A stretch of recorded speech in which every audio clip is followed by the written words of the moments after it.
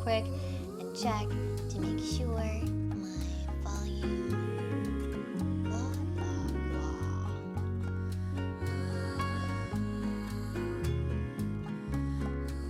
The music is still really loud compared to my voice. No, that was just because I wasn't talking loud enough. Okay, got it. That was just because I wasn't speaking loud enough. So, I'm going to project now. It was funny, I uploaded last week's stream, the one where I was just talking about conversation and having a discussion about that, and someone said that they couldn't hear me at all and that they wanted me to re-upload the stream at a much higher volume. And then someone else responded to them, the volume is just fine, you might need to get your hearing checked. So I said I would I would turn up the gain regardless, so hopefully it's loud enough. If it's too loud by any chance, let me know and I'll turn it down because I can actively do that. Yeah, so the reason I focus so much about whether or not the volume sounds great is because, like, in all my years, I've never taken an audio course. I don't know how to do sound balancing. I don't know what sounds good. And when I play back my videos, like when I edit and I work on my stuff and I play back my recordings, I use headphones, and so it always sounds fine to me. And then my voice volume fluctuates so much because when I'm really excited, I'll either talk loud or fast, and then when I'm kind of just chill and laid back, I'll talk softly. So yeah, I never know. But today I'm going to go through my movie collection because a couple weeks ago I went through my record collection, and I kind of did that really haphazardly. I was meaning for that to be more so like incorporate more organization to it so that I could actually have some sort of theme, but it was kind of crazy. And the movies are going to be just the same because I tried to organize, so I'll just pull this really quick.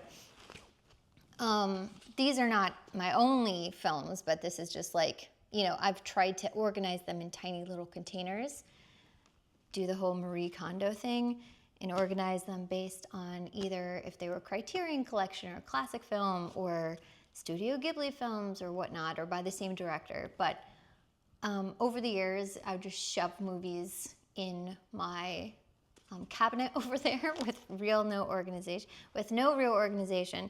So I'm just going to go through these and kind of just talk about them because I love film, and that's one of the things on my main Kite Tales channel that I, in the past, have always wanted to do. I've always wanted to do more film stuff, but I just never got into like the swing of it because I think so.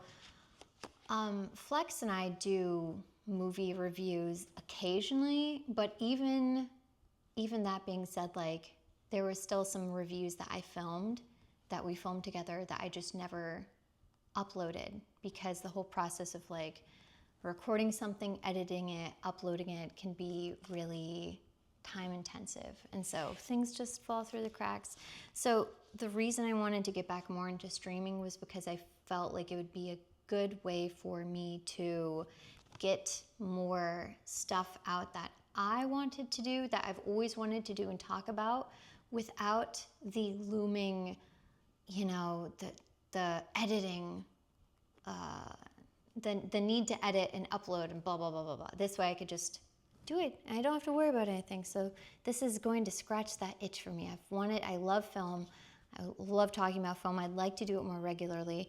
And what I was thinking about was actually was doing like a book and movie club weekly where we'd pick a book that we wanted to read together and we'd talk about it during the stream. I'd read a passage, and we'd also pick a movie or two that we agreed to watch throughout the week, and then on the stream we could talk about it.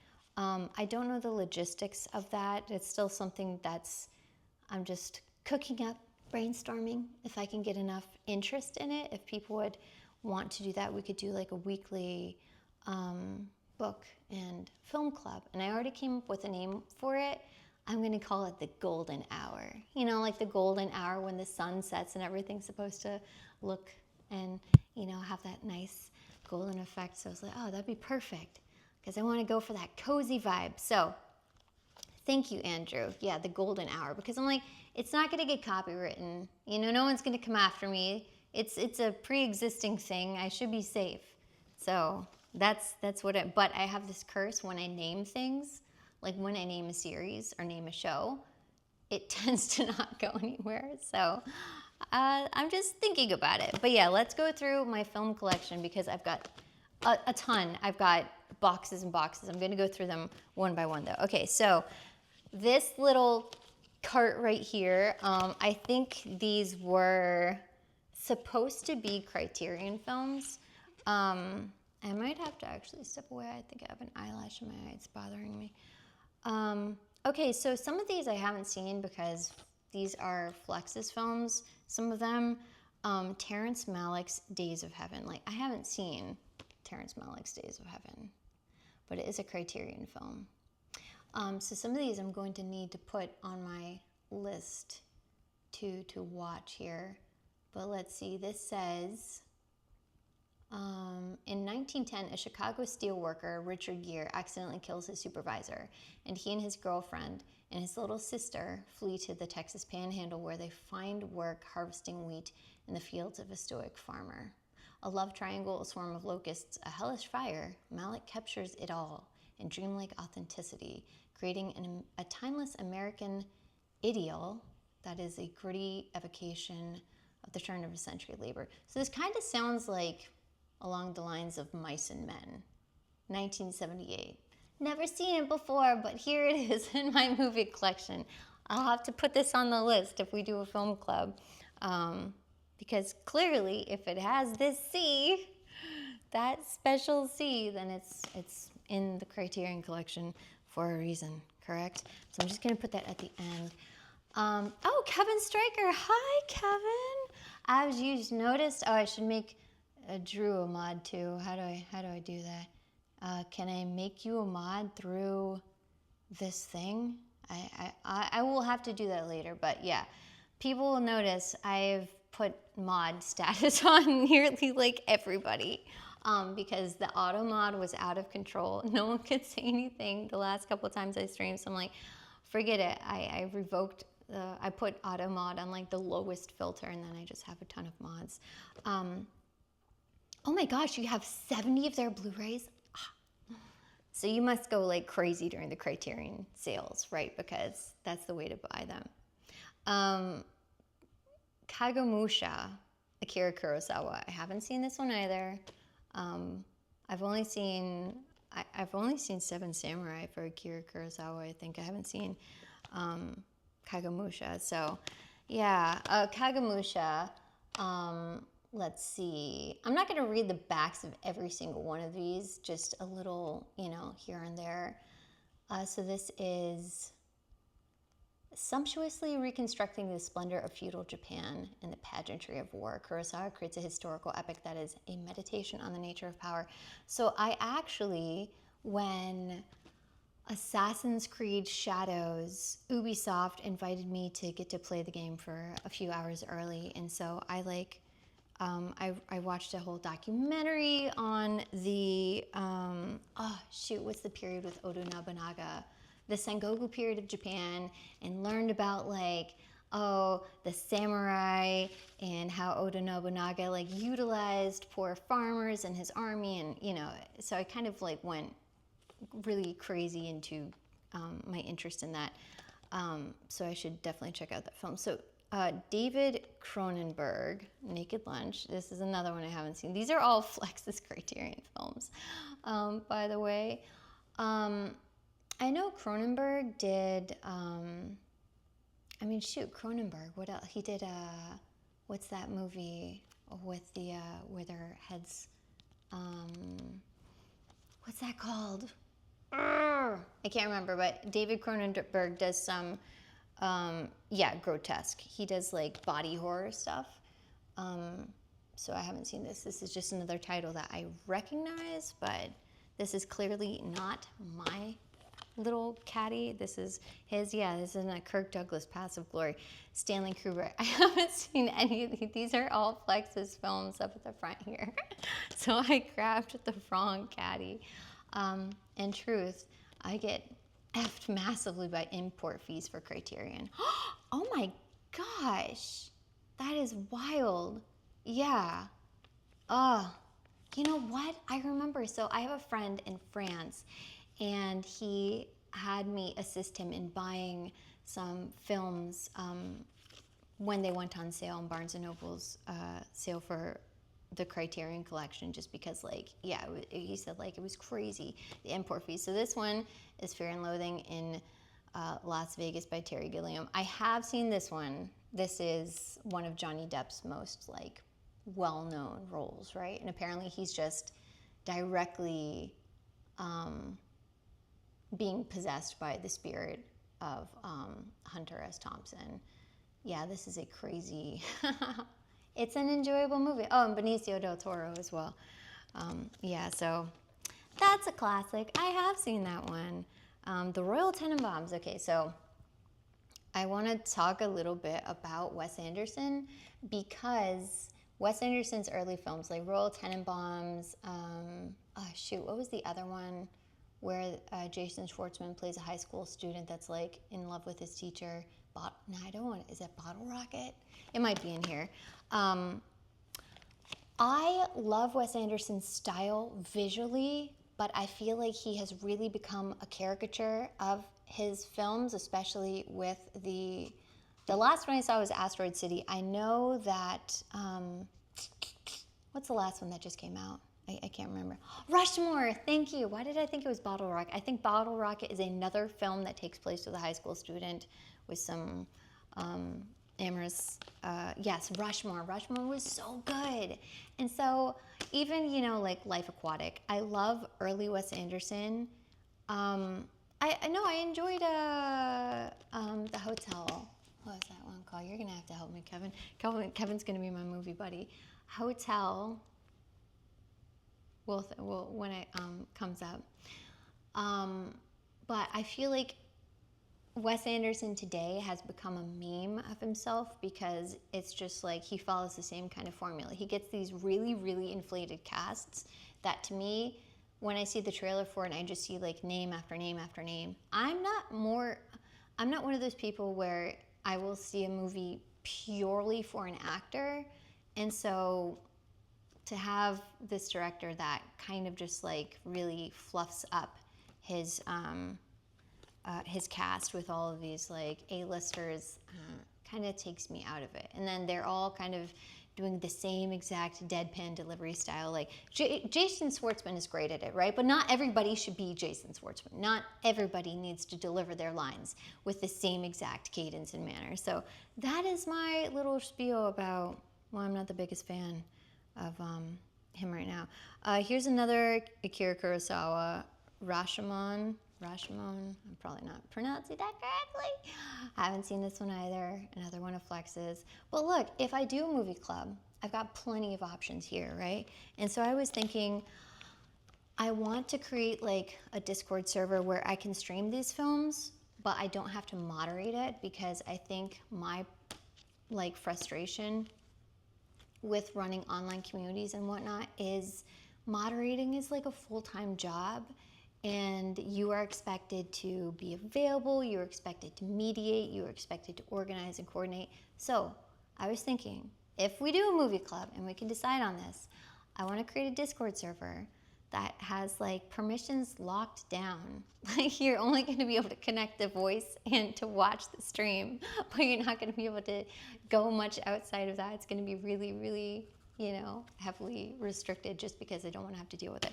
But I could stream these movies and then we could talk about it. Anyway, Grand Budapest Hotel. Thank you, Kevin. That was it. I think that's why Wes Anderson took to stop motion animation like a duck to water, because it's live action. Okay, I loved The Fantastic Mr. Fox. I thought it was fantastic, as its namesake. I did not really care for Isle of Dogs, and I think it's because, again, the cast was like Bryan Cranston, Scarlett Johansson. I'm not pulled to actors, I'm pulled to performances. And I think that was kind of when it started creeping into the territory of like, we're having all these A-listers, but they're not really doing anything for the part, you know? Oh, okay, this is one of mine. This is My Man Godfrey. This is a Criterion Collection. So I don't even know this actor's name. William Powell, that's it. It's a William Powell. This is a really, really cute movie. I love this. This is about a man during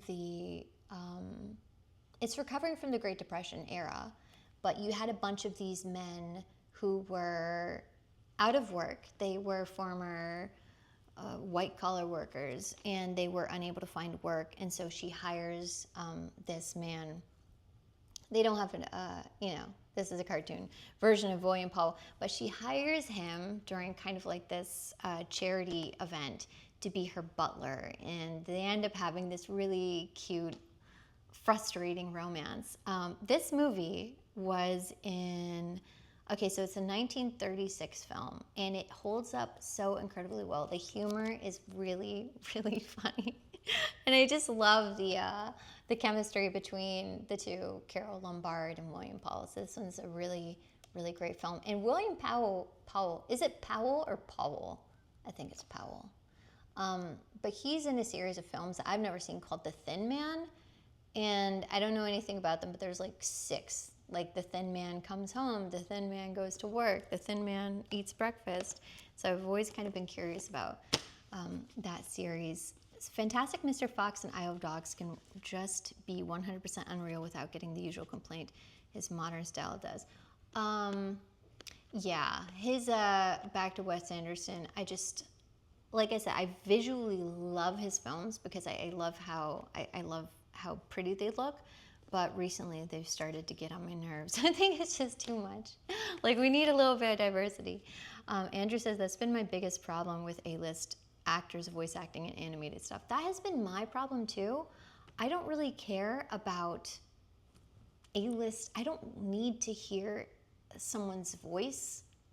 I don't need to hear an actor's voice in a film. I will say sometimes they do a good job, but most of the time it's just not a main draw for me. I would much rather hear some talented unknowns or we don't always need everyone to be A-list. They don't need to always find their way into everything. So The Thin Red Line, this is another one I haven't seen, Terrence Malick. This is one of Flex's. So let's see, this is one of the most deeply philosophical films ever released. A thought-provoking meditation on man, nature, and violence. Sean Penn, Nick Nolte, Woody Harrelson. Yeah, so I haven't seen this. I haven't actually seen a lot of war movies. I've never even seen Saving Private Ryan, which I know is like the epitome of what you think like these big, huge war movies. So, yeah. Again, that'll have to go on my list. Bishop, would you say it's hard to get on your nerves? It's actually, it is difficult to get on my nerves unless you fit a very specific criteria, and then I can't get past it. Okay, The Curious Case of Benjamin Button. I'm not actually sure why we have this on Blu-ray. Who directed this? Why is it so hard to find on the back? Okay, so it doesn't even have the director on here. David Fincher. Okay. Thank you, Bishop. David Fincher. So does Kite hate Disney Ghibli dubs?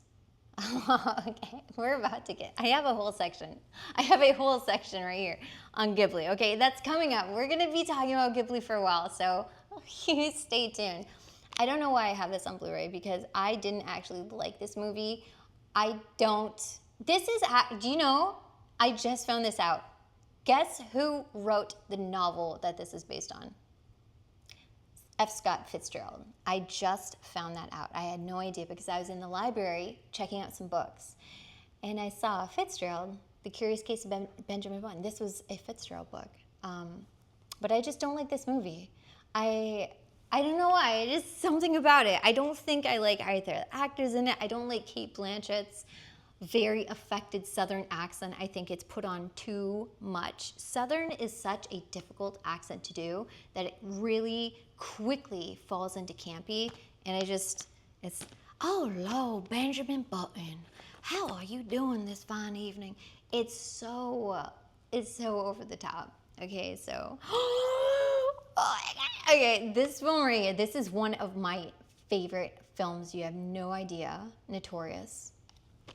By Alfred Hitchcock with Ingrid Bergman and Cary Grant. I love this film. This is in my top 5 films. Okay, this is Cary Grant's, one of his only villain roles. And, well, it's not even that he's a villain. He's just usually Cary Grant is so cute and he's so charming and say, how do you do? And he's just very cold in this film. So he doesn't have that same kind of like warmth that a lot of his films have. But I love this movie so much. It's so good. It really holds up today. This film is about a woman who, in order to get some time off her would be a sentence and to get back at her father's murderers, she agrees to help the government be a spy for Nazis, against the Nazis. And so she ends up in this relationship with, who's the guy? Claude Rains. Claude Rains, who is in Casablanca, who is this is beginning to look like the beautiful French, or yeah, you know, whatever. Humphrey Bogart says to Claude Rains. And it is so good. It's so suspenseful, though. It's very like, this is the original get out of the house. Like, don't take the tea, get out of the house kind of movie. So if we do a movie night, Notorious, highly, highly recommend. And obviously Hitchcock. I mean, I don't think there's a Hitchcock film that I've seen that I don't like. I can rank them, but yeah, Hitchcock is always great. I missed the Wes Anderson's talk, but did you know his movies only get made because he's friends with a billionaire who finances all of them? Is that true? I mean, I believe it. I believe it because I just feel like who's greenlighting these, these repetitive. Speaking of, here's Rushmore. This is a good Wes Anderson film, though, and this is a fantastic performance by baby Jason Schwartzman. So Rushmore is a great Wes Anderson film. That really doesn't go into the meme stuff that you see today with like the way that it's all organized and very kind of OCD. Kevin Stryker says playing against type Cary Grant is awesome. Yes, I love him because I adore Cary Grant. He's probably one of my top all-time favorite actors. I just adore that man. I actually have a biography on him I need to finish reading. Here's another movie, speaking of Cary Grant. Okay, Cary Grant and Audrey Hepburn in a charade. I adore this film so much. This was Stanley Donen, who also directed, we'll get around to it. I can be really bad with directors, but he directed another movie that I really loved. But this movie is so good. It is timeless. It stands up to the test of it not feeling, dated. Even though, I mean, it's incredibly, it's very, very, it's a 60s movie, right? The style, the music, everything is so good. But this film is so exciting. It's really, really suspenseful. I mean, the performances by Cary Grant and Audrey Hepburn are fantastic. She's absolutely gorgeous, adorable in this movie, and I love them together. Isn't Charade the horror movie where a wonderful man is terrorized by a very thin woman? That's a daydream for a lot of people, okay? That is something they think about. Okay, Brazil. This is another, what is this, Terry Gilliam. This movie, seriously, screw this movie. Really, Brazil, okay. This is not a nice movie. Terry Gilliam is not a nice director, but this movie is exceptionally mean. And when I say mean, it's that it's one of those, like, it's unsatisfying to watch just because of how the characters get treated. But this is Jonathan Pryce, who I can commonly I refer to people as, oh, you'll know him as Elizabeth Swann's father in Pirates of the Caribbean, but Jonathan Pryce, it's a really, really good, I mean, visually, like, he has such a distinct style. It's very out there, but this movie's just hard to watch just because the poor characters, you know, I feel bad for them. Oh yeah, another public domain movie from Criterion was that Charade. That was public domain from the start. They actually forgot to copyright that one. I did a video review of Charade, and I got to... Okay, so High and Low by Akira Kurosawa. This is a great movie. We recently watched this one a couple years ago. And, okay, so Chishiro Mifune is unforgettable as Kingo Gondo, a wealthy industrialist whose family becomes the target of a cold-blooded kidnapper in High and Low. Really, really good movie. Very suspenseful. It's 1963, but again, it's just one of those just like kind of on the edge of your seat types. Really, really enjoyable. And what's remarkable to me is that we have so many, I mean, we're looking at all these Criterion collection films that really stand the test of time in terms of like the acting, the storytelling, and compared to movies that are coming out today in the same scale, I don't know if we have as much. Because it just seems like, oh, the 60s had hit after hit after hit. Oh, the 90s. But where is, like, what is going to stand the test of time today that's come out recently? I really don't know. You know? I don't know. That's my fear for film today, is that not only do I think the industry might not be able to successfully compete with streaming services and whatnot. I just don't feel like film is as, I don't know, I don't feel like it's as thoughtful on a wider scale. Like most of the movies here that I've seen, at least the ones I've seen, most of them you would be able to watch with like your family. But I feel like a lot of prestige films that come out today, I'm trying to think of the last one. I don't know. The Substance was a great film. Like I really, really loved it. But this, you definitely wouldn't be able to watch that with your family. It's just not appropriate. So it kind of makes me sad that there's not like more. There's not more quality film and movies today that you could just kind of keep on your shelf and, you know, watch for a movie night with everyone and have it be appropriate. I don't know. Seven Samurai. So obviously this is Akira Kurosawa. This is what A Bug's Life is based on. No joke. And yeah, so this is a great one. Oh yeah, this is about, okay, that's it. About the, basically what it says.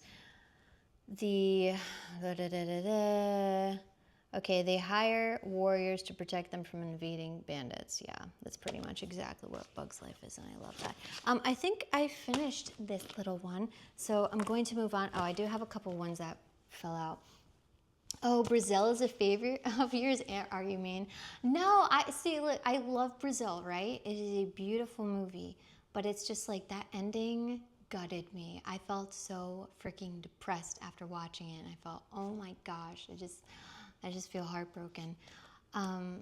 Been meaning to see High and Low. I'm waiting for the new 4K restoration. Oh, a 4K restoration. I'm glad that is on the way. Old movies deserve love too. Okay, so this is another one of my favorites, The Days of Wine and Roses, and I think this is legit the only way. Okay, it was so light. They did not have a Criterion of this, but this is with Jack Lemmon and Lee Remick. This is one of the most heartbreaking movies I have ever seen. It's about alcoholism, and I'm not an alcoholic. I don't even really drink at all. I'm allergic to it. But even as someone who's never known anyone suffering from alcoholism, this film just broke my heart. It is absolutely beautiful. I love the main theme, The Days of Wine and Roses. But yeah, just a beautiful, beautiful film. If you know anyone struggling from alcoholism, they should watch this film. Not that I will do anything, because apparently during filming, Jack Lemmon was an alcoholic and he quit momentarily, but he he didn't quit for good. So I'll just put that there. Okay, so now getting into my Ghibli films.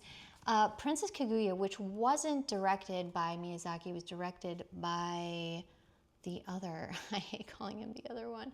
Oh, Takahata, that's it, because it was Miyazaki and Takahata. This one's a great film. It doesn't have like the typical traditional, I should say that Ghibli style. It's got like a very watercolor look to it, but this was a really, really just beautifully written film and beautifully animated.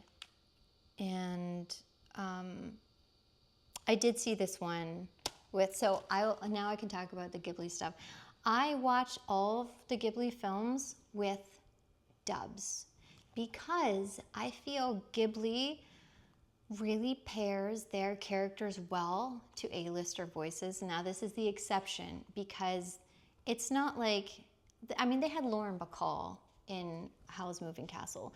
So I feel like there is some amount of, they tend to know which character is going to be voiced the best. So I've always watched Ghibli with the dubs ever since, you know, my first Ghibli film, which is Princess Mononoke. If you like Jack Lemmon, have you ever seen The Apartment? Yes, I have. I've seen The Apartment. It is so chaotic. Jack Lemmon is just a very chaotic person. I think that's why I love him so much. Why do so many films involve Jack Lemmon being tormented? The man just liked to be tormented, okay? He was good at being on the receiving end of it. I don't know. But yeah, so... Oh, hi, Nerotic, the one, the only, the brilliant, the sweetest kite. Thank you. That's such a sweet compliment. How are you doing today? I hope you're doing well. We're going through a movie collection. So I'm on the Ghibli films, Spirited Away. This film is my favorite. I'll say Spirited Away and then Princess Mononoke. Because this just has such a, I like get choked up thinking about it because it just, you know, it's one of those films that's like so heavily tied to my childhood. Sorry. See, I can't even like think about Ghibli films or like think about the music without getting really emotional. And I love the effect that film has on you because of that. But yeah, I love this movie so much. This is a really special one.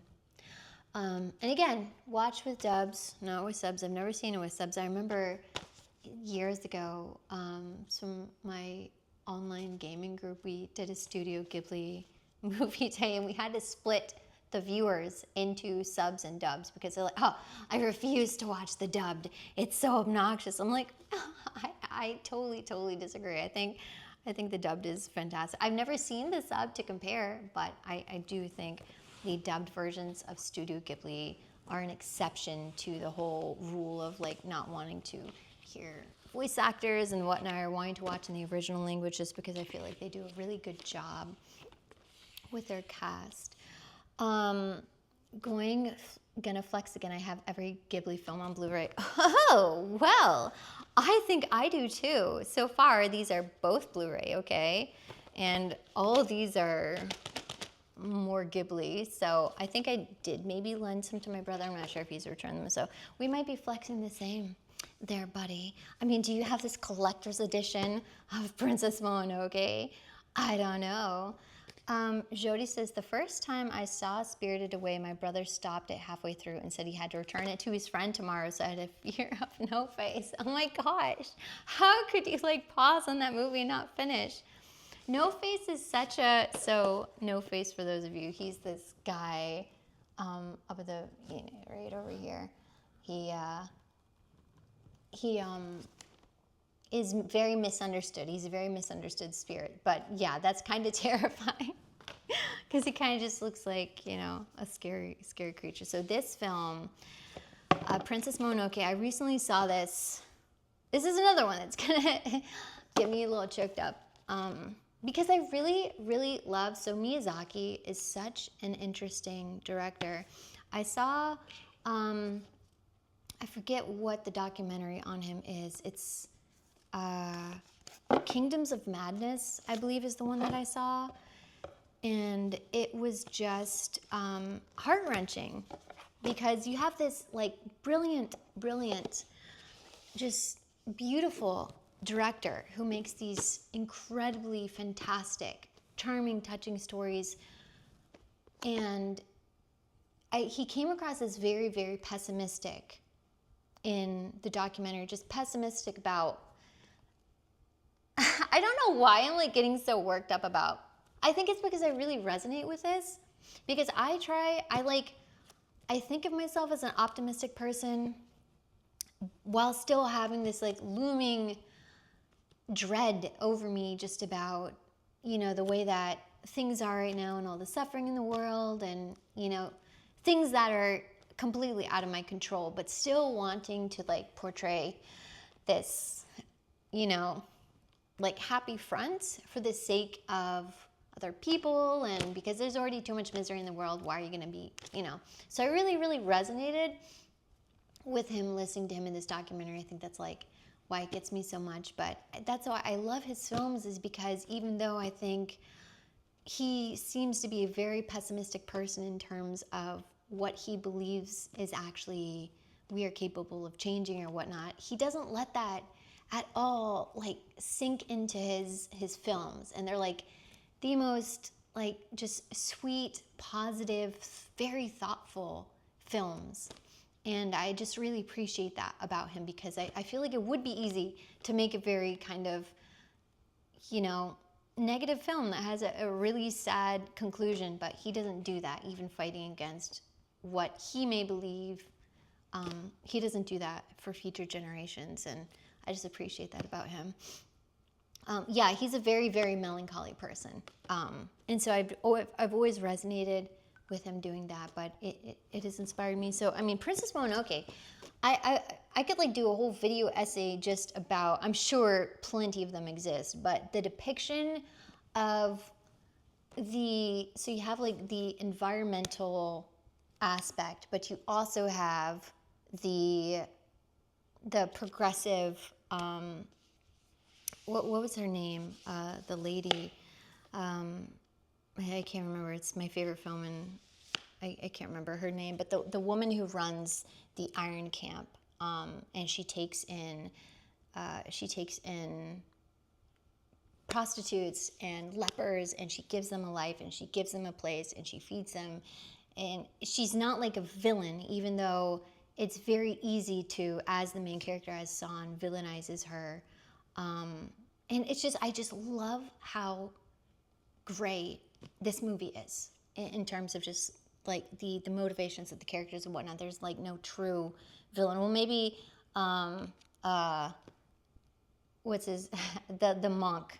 That guy's a jerk. Maybe he's the real villain of the film. Eboshi, thank you. Yes, Lady Eboshi.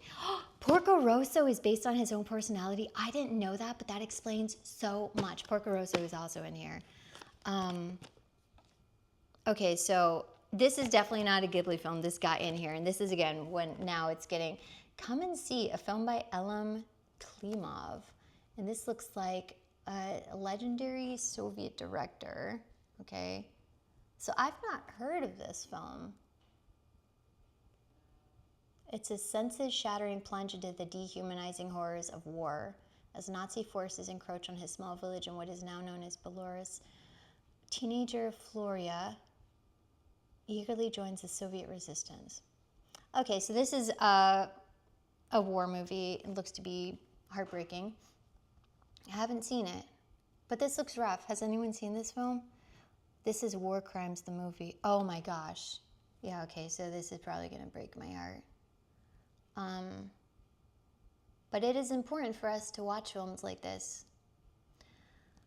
That, some people out there, I don't want to watch anything upsetting. I don't want to watch anything that makes me uncomfortable. And I think when we do that, it's a disservice to us, because you should not, there is this line between like self-preservation and keeping yourself in a good headspace, but you also cannot put your head in the sand. And I think that's like another way that film can be really, really beneficial is for people who are kind of sheltered of their own accord. When they watch a film, it forces them to be empathetic. It forces them to actually watch something instead of turning away. So I'm going to put that to the side because that's not a Ghibli film. Come and See is brutal. Oh my gosh. So I feel like I need to see that now just because everyone's saying. But so this is going to be hard. I'm not going to watch it today because clearly I'm just very emotional today. Some movies can just wreck me. Like, I watched, when I finished The Days of Wine and Roses, I was, sobbing, like, gross, ugly crying. Not like, not dotting my eyes with a tissue. No. I'm opening this right now just because I haven't opened it. But I love this film too, so I'll tell you what it was. But yeah, so on the subject of films that are hard watches, I don't shy away from them. I just need to I need to make sure I have like a box of tissues ready when I watch them. Yeah, you can tell which one of these are Flex films and which are mine. This is one of mine. This is Gene Tierney's. Gene Tierney's the actor here. Or no, it's not. It's, yeah, it is. Gene Tierney, okay. I almost confused myself. Leave Her to Heaven. This is such a fantastic movie. First of all, Gene Tierney is absolutely just beautifully gorgeous in this film. She's like, she's absolutely just a painting. So 1945, this is a movie about a woman who sees this man, played by Cornel Wilde, she sees him on a train. And he notices her staring at him. And he thinks it's just some woman who's kind of taken, she's taken a liking to me. She ends up stalking him and doing terrible things. This is 1945, okay? She is psychotic. This film goes hard. This film didn't need to go as crazy as it did. She is absolutely psychotic in this film. Highly recommend it if you're looking for a suspense. But yeah, she's, okay, here you go. His wife is shockingly possessive and is capable of destroying anyone who comes between them. So yeah, this is a fantastic movie. I was so happy it was on Criterion Collection. But yeah, it's shocking for how bad she was. This is like the original Gone Girl, okay? This is the same category. If you liked Gone Girl, this is the original Gone Girl. Philadelphia is one I rewatched recently. I've seen it multiple times. Philadelphia? No, okay, Philadelphia. I was like, wait, Philadelphia Story? I was thinking, wrong one, not Philadelphia Story. I've not heard of Philadelphia. Okay, here's a David Lynch film, Blue Velvet. David Lynch passed away earlier this year. I haven't seen Blue Velvet. I have to say, I'm not the biggest fan of David Finch, just because I feel like David Finch can sometimes go, he's so obscure. And that's his style. I wish Flex was here for this conversation. He loves this act. He loves this director.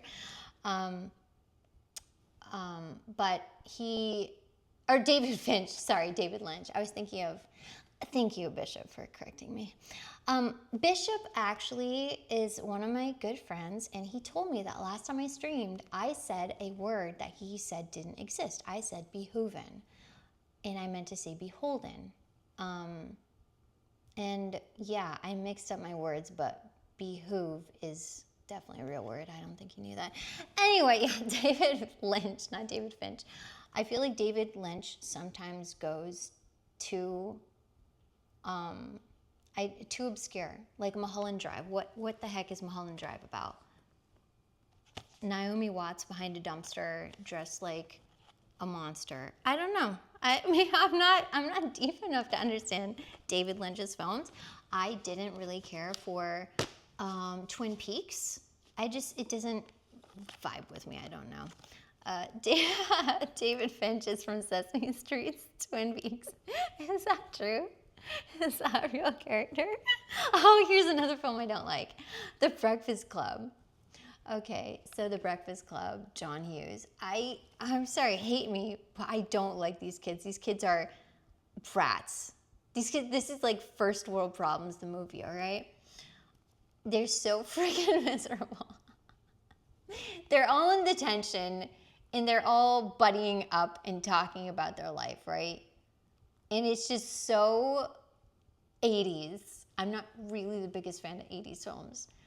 And so I just don't like this film. I don't know why do people like Breakfast Club? Seriously. If you love this movie, please tell me the appeal. Is it just that it's set in the 80s? Do you like the whole friends getting together? Is it like a nostalgia thing for days gone by? I don't know. I've never liked that movie. The Brat Pack are brats. Oh, is that it? They're just, yes, the Brat Pack. I can't remember that they called themselves that. That makes me dislike them even more. This is another one of my favorites, Studio Ghibli's Nausicaa. Another one that I watched with dubs, but this one also had me in tears at the end of it. Just really, really beautiful, beautiful film. Can't go wrong. Have I never had teen angst? I have never had teen angst, okay? I was a great teenager. I was like every parent's dream teenager. I was just very quiet. I was very nerdy. I liked to read. I would go home and play games. I never went to parties. I didn't want to go to prom. I never dated. I was like every parent's dream child, okay? Just Whisper of the Heart. This is another Studio Ghibli film. And this one's super, super cute. I really like this one. This one I feel like doesn't get as much attention as his other ones. And that isn't fair because it is really just a cute little film. I actually recommended this to a friend who was going through a difficult time, and I felt like it would really resonate with her, but I'm not sure if she ever watched it all those years ago. John Hughes captured 80s teen life better than anyone else. Okay, is that it? Is that why people like it? I don't know. So I just don't like, I'm guessing he also did Ferris Bueller's Day Off. Was that also Hughes? 16 Candles. Okay. I've never seen 16 Candles. Like, this is just, I don't think I like movies from the era because I don't like that fashion. I don't like anything about it. Maybe that's why I just don't like 80s teenage films. This is the complete collection of Jacques Tati, and we have all these titles right here. Now, of Jacques Tati's films, so he's a French director. I've only seen Mon Oncle and Playtime.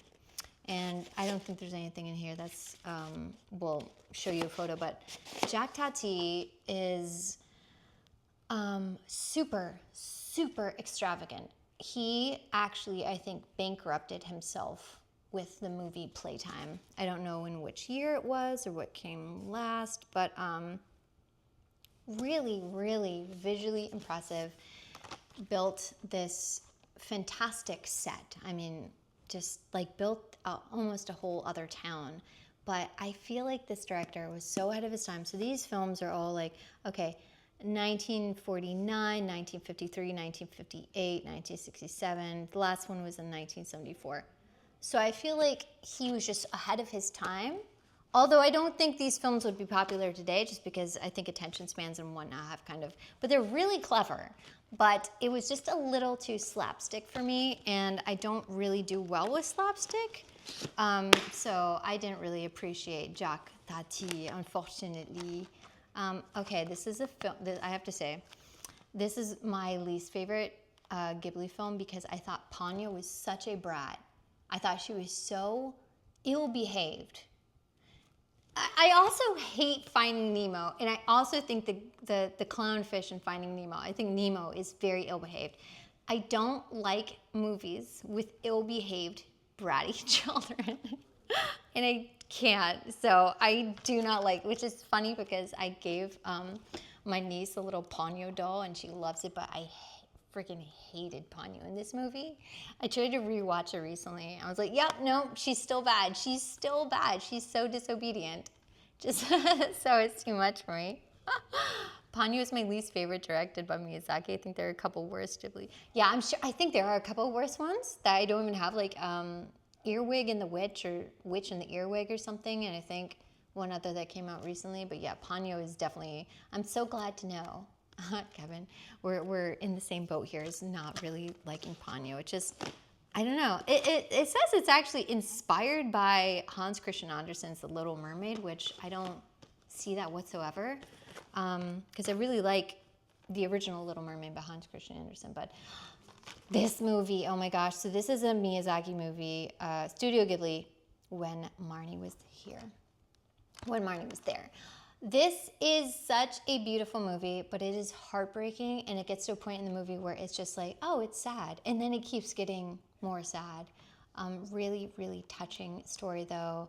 This is another one that I don't think, when we discuss Ghibli, gets mentioned a lot. But this is just such a beautiful one. Really, really like that story. Bishop says no comment. No comment on what? Not liking bratty kids? I don't know. Don't you have a bratty kid? Maybe that's why you put up with them. Do you dislike The Little Mermaid as well, the Logic fan? No, okay, I love, if we want to talk, I don't actually have any Disney films on Disney, on DVD or on Blu-ray, but I love 90s and prior Disney is so good. Like, what the heck happened?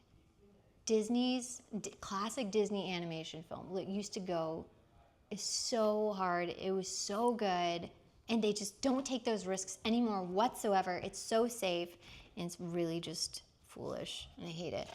Princess Mononoke, we ever looked at this? It's just, I had the collector's edition as well. From Up on Poppy Hill. Okay, so now we're going through all my, see, I think Kevin, you and I might have the same, we might have all the Ghibli Blu-rays together. This is another cute movie as well.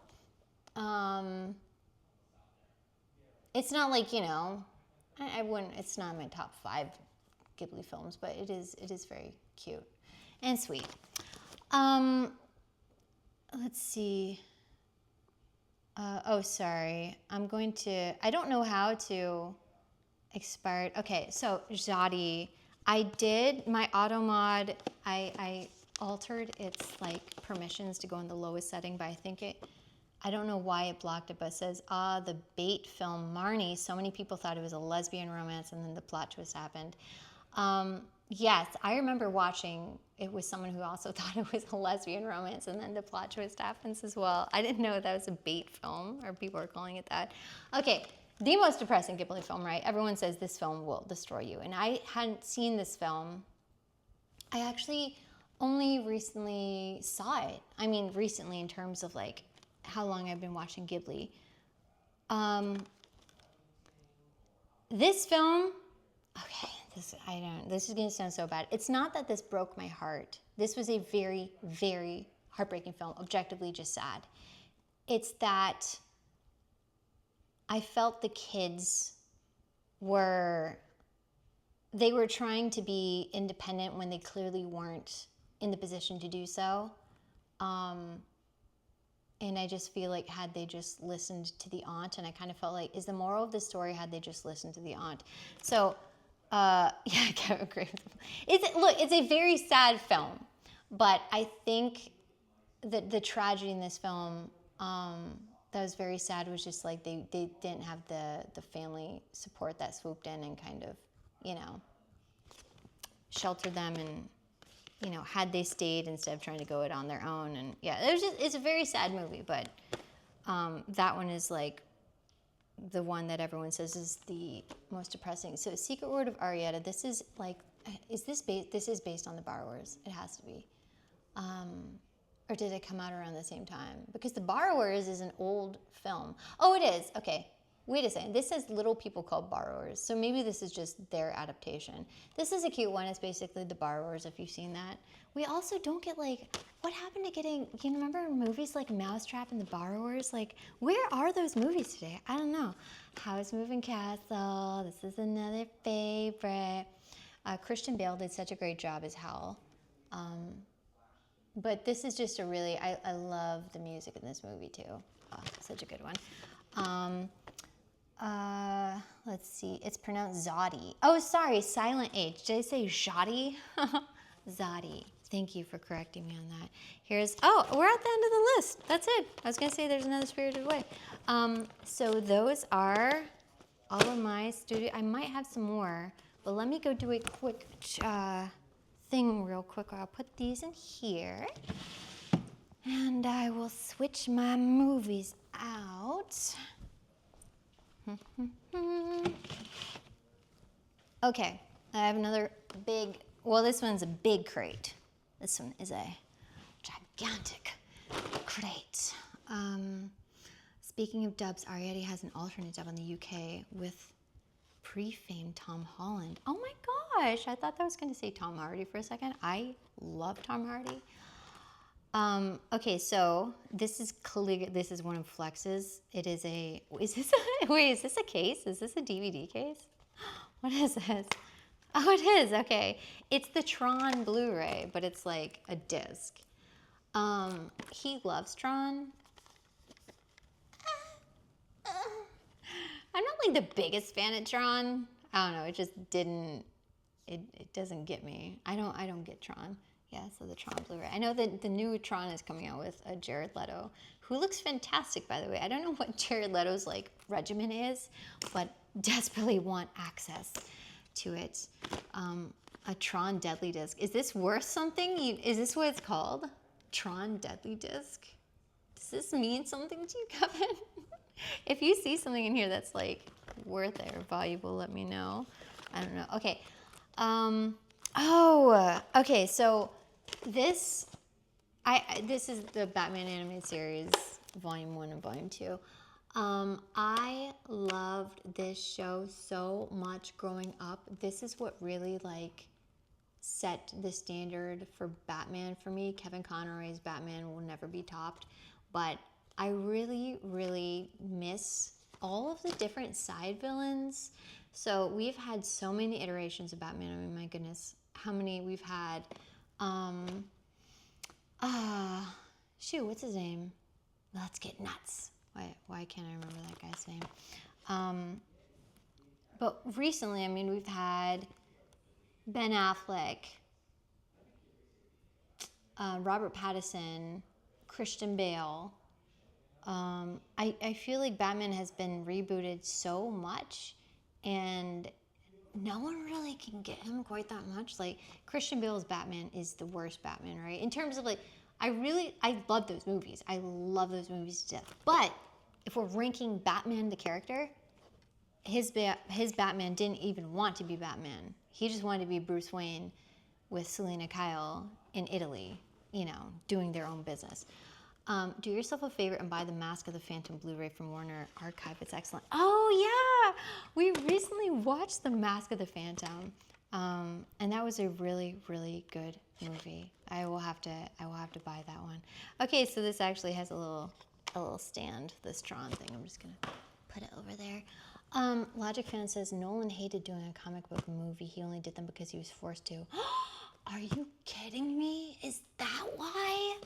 The music in those films are so good though. Okay, I really love them. I mean, I couldn't tell he didn't like doing them because he seemed to do a really good job. And then of course, like, sadly, Heath Ledger's last role. But okay, so here is a collection of how many films? 1, 2, 3, 4, 5 Quentin Tarantino films, and I'll go through here.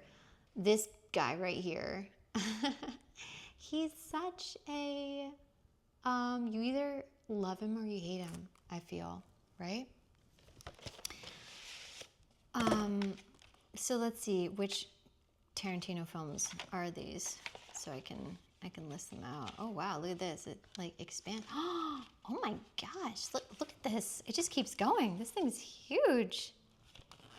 Look at that. Wow. All right, let's see here. What do we have? We have Reservoir Dogs.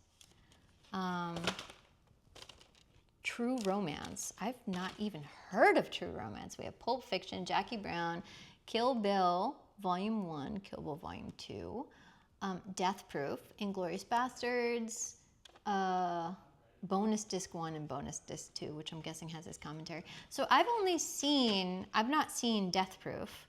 I've also not seen True Romance. I've seen the rest of them though. I like Tarantino, I think. I have to say, I don't mind Tarantino. I know he's very, very gory. But yeah, I like him. I like his films. And I think Tarantino is just a huge film nerd too. Flex was telling me he was in an interview and he was just listing off films like right and left just based on the description. I thought that's actually really, really impressive for him to be able to recall like the director, when it was filmed, where it first filmed, the first title, and everything. Let's see, it's kind of funny for gritty post 9/11 Batman in Batman and Rises to have a happier ending than the Batman of the comics.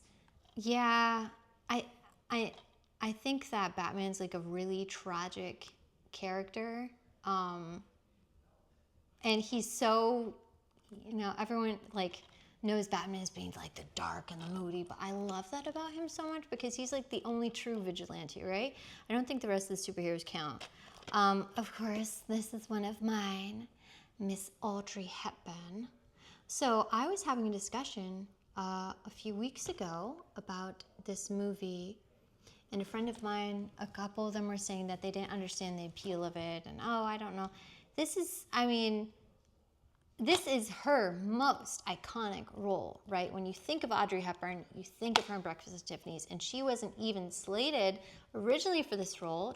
This is based on Truman Capote's short story, which I hate, by the way, the original short story. Marilyn Monroe was going to be Holly Golightly, and that's who the author originally wanted. But unfortunately, during that time period, Marilyn Monroe, she was really struggling with drug abuse, and she was really having a hard time. She wasn't reliable for film when she was on film locations and whatnot, so they ended up going with Audrey Hepburn. And I just feel like this would have been a totally, totally different movie if it wasn't Audrey, because she brought such this just like, and if you've not seen this movie, Audrey Hepburn is a call girl who goes home with men, and you would never know it because you don't see anything in this movie, but she is just so, she isn't the stereotypical call girl type. She just totally brought that character to life, though. So yeah, love Breakfast at Tiffany's. So I don't know. Oh, you know what? I think Bishop sent us this. Fringe. Did you send us this? I think you did. I don't know what this is. It's a series. What is this? Is this a crime series? I think this was a gift. Yeah, I don't know what the Fringe is, but this was a gift. So I can't tell you anything about it. And I don't think we've seen it, so maybe I'll have to put that on my to-do list. Yeah, too real for Marilyn if they went with the movie as written. Yeah, because Marilyn was already being typecast as playing those kind of like voluptuous, dumb blonde types, and I just think the movie would not have been successful. Robert Zemeckis' Beowulf. I've not seen this one. Is this the one with Angelina Jolie, where she plays? Yes, it does look like she plays the monster. I forget. What's that monster's name? I've not seen this one. Okay, Kevin, yeah, says, yeah, okay. Is this a good movie? I don't know why we have it. Beowulf director's cut. Yeah, I'm not seeing this one. Grendel? Is that the name of the monster? It's not here in the back, but I think that's the name of the monster. Blade Runner. Okay, so Blade Runner, this is the original with Harrison Ford. This film, I feel like when we talk about dystopian futures and we talk about, like, which timeline are we going to get? Are we going to get Terminator? Are we going to get The Matrix? Are we going to get, which version of sci-fi are we going to get? This is the one that I think we're going to get. I think we're going to get like a mixture of Blade Runner and Alien, when like, the corporations own the cities, the corporations own everything. They own, they're the ones going out into space and bringing things, like, that's what I think. But yeah, obviously this is like just a classic, and I love Harrison Ford to death. Favorite movie of all time, we are living in less cool, we are living in a less cool Blade Runner right now. That's exactly it, because we don't have any of the, we don't have the aesthetic, right? So it's like it's less colorful. But yeah, I really like this movie. But I adore Harrison Ford, and he did such a good job in this film. Yeah. And then Blade Runner 2047, is it 2047? Is fantastic follow-up as well. So Yeah. Okay, so this is a triple feature. Scorsese. Is it Scorsese or Scorsese? Because I feel like I've always said Scorsese. No, I say Scorsese. I'm messing myself up right now. This is a triple Scorsese. I love Scorsese. I love all of these films right here. Ray Liotta, rest in peace. I love The Aviator. So that's no, Departed. Departed's got to be my favorite of all three of these. Departed gave me such anxiety. Oh my gosh, that scene where he has the wire on him. Oh, it's so good. Yeah, these are all fantastic films. Really, really good. Well, if you haven't seen The Aviator, because I feel like people have obviously seen for the first two, I think, are more common, but Aviator is just such a fantastic. Leonardo did a great job as Howard Hughes. But yeah, I like Scorsese, whatever. Inception. Okay, so this, who did Inception? Christopher Nolan. Yeah, duh.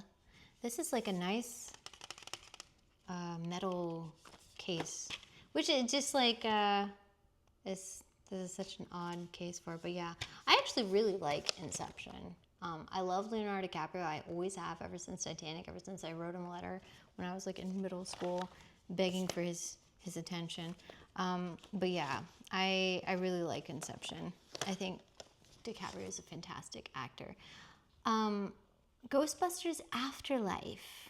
I didn't even know we had this. Ultra 4K. I didn't know. I didn't know we had this one. This movie was actually really good. It was way more touching than I thought it was going to be. Yeah. So it was pleasant. I'm not like the huge, like, this is Flex's film. It's not mine. He's up there. But I was pleasantly surprised because I feel there was a lot of drama with that Ghostbusters movie that had...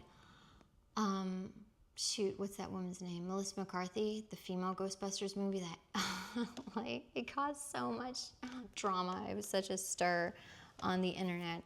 So I was happy to see, like, Afterlife was a much more appropriate follow-up for what fans would remember.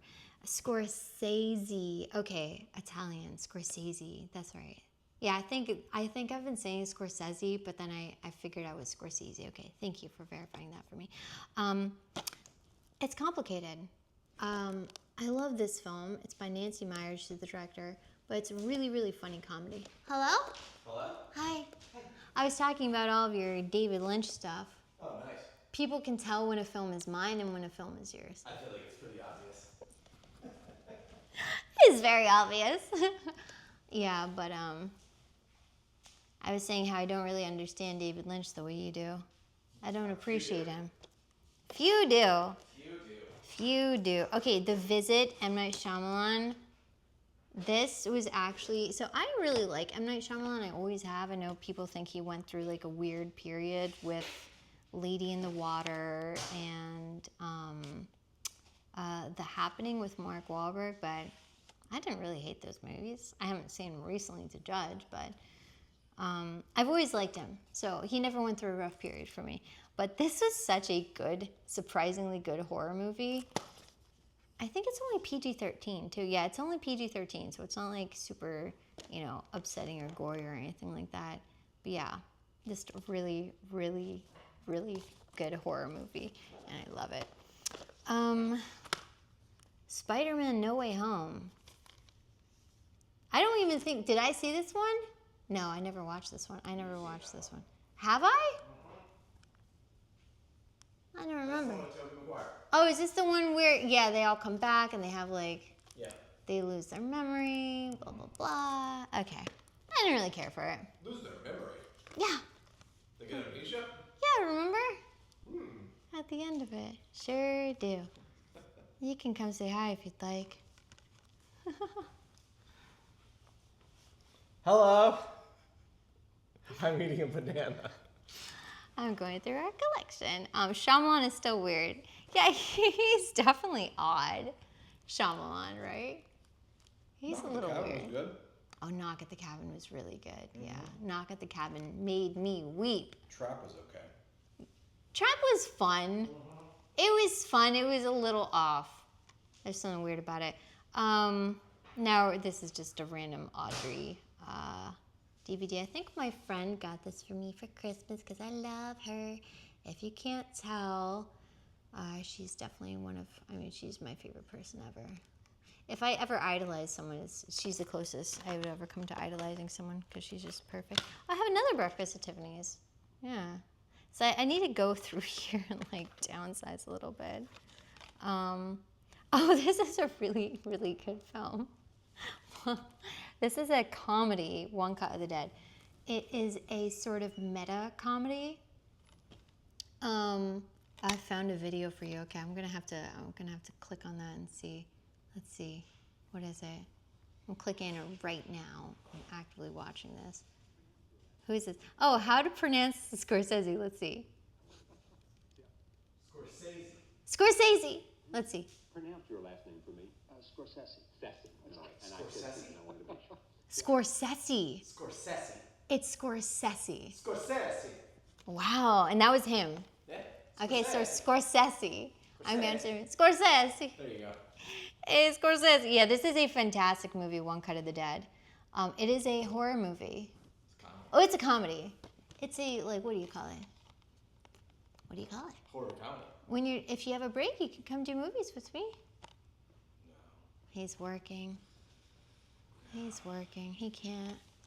Okay, well, I'll continue this. Goodbye, everybody. I'll continue by myself. Yeah, so this is a really funny movie. It's kind of like one of those meta things, but it is funny. Recommend it. There's a 7-movie Audrey Blu-ray set out there from Paramount. Okay, well, I'm gonna have to get it. That's going on my list. Oh, this film. Okay, this is one of my favorite films of all time. It is Great Expectations. It is directed by Alfonso Cuarón, starring Gwyneth Paltrow and Ethan Hawke. Yes, it is the Great Expectations Charles Dickens adaptation. Okay. This film is so good, and it is such a, like, no one knows this film exists, and they should, because it's fantastic. No one talks about One Cut of the Dead enough. Oh, look, another horror movie. No, this is one of Gwyneth Paltrow's most beautiful, perfect roles because she plays this ice princess so well. So I loved Great Expectations, and the original story by Charles Dickens. But this, and I also love Alfonso Cuarón because he also directed A Little Princess prior to this movie, but this movie really wrecked that man because this movie had so many issues with filming. So Alfonso Cuarón, he's a Mexican director, and he really wanted to make his trademark color, the color green, and so he used green in every single frame in this film. Every single person's wardrobe had green. Every single set had green in the background. Green was everywhere, and the producer, the set designer was really clashing with him because he felt like Cuarón was so obsessed with the color green that it was like affecting everything else. And the script was originally written by the same guy who did Scrooged at first because they wanted to make it a comedy. They were like, oh, Scrooged is a comedy script. Maybe we can do the same thing for Great Expectations. So this was originally supposed to be a comedy, but it went through a lot of rewrites. And Ethan Hawke actually had a really active role in the direction of the script as well and adding the voiceovers and whatnot. So this is a totally, totally different picture, thank God. Thank God to Alfonso Cuarón and Ethan Hawke, not the producer. The producer sucks. I don't know what his name is. Look at this weird case. I don't know, like, I think I got rid of my old case, and this is just some bootleg version that I bought off eBay or something like that. Bonsoir. Oh, Idrisor. Bonsoir, Idrisor. Did you get me this? Idrisor? Because I thought that you got me this. And we also talked about Jacques Tati earlier. Now I have to, like, all my French stuff. Pour mon ami. I think you did get me that, though. Tu me manques. Did I say that correctly? I have not been practicing my French, which is such a shame because for a while I was like speaking very well. And now I just feel like flowers for Algernon. I feel like, I'm forgetting it. I'm forgetting it. Evangelion 3. Evangelion 3. This doesn't look like an anime from this. I know this is an anime, but I've never actually seen the anime. I'm going to recommend Great Expectations by David Lean in 1945 for having a childhood trauma moment in Pip's final scene with Miss Havisham. Really? Okay, I'm gonna have to put that on my list. There are so many iterations of Great Expectations out there. I've wanted to watch all of them and do like one big video essay. Okay, so Prometheus, Ridley Scott. Did you guys like Prometheus? I loved Prometheus. I thought what are these guys called? Not the architects. Someone will tell me. What was this guy called? Was it not the architect? Oh, don't tell me, I want to remember. Forget it. What was it? Oh, you didn't like it? No, I loved Prometheus. Wait, was it Prometheus I didn't like, or I didn't like the second one. But the second one wasn't Prometheus. Wasn't Prometheus the first one? Oh shoot, what? Engineers! Thank you, Kevin. I love having an active chat so I can ask questions. Yeah, I loved the idea that Jesus was an engineer. I thought that was really creative. But yeah, you didn't like it. I liked it. I didn't like the second one, the one where David goes crazy and he's like evil. I did not like that. Apocalypse Now. Okay, so Apocalypse Now. Francis Ford Coppola. That is, what's his name? Hey, you made me an offer I can't refuse. What's his name? Marlon Brando. Weird movie, really weird movie, right? I really still don't know like what the point of Apocalypse Now was. I know it's based on a novel, but he went crazy, right? He was just like this. What's it called when you defect? He defected from the army and then he went and created his little like utopia. Charlie Sheen is sent to kill him, right? Yeah, what an odd movie. I think this might be one of those like films that I just don't get because I don't really watch a lot of war movies. Covenant, oh, that was it. Covenant was so bad. Covenant was also bad because it felt like an apology for Prometheus by half-assing Alien 1.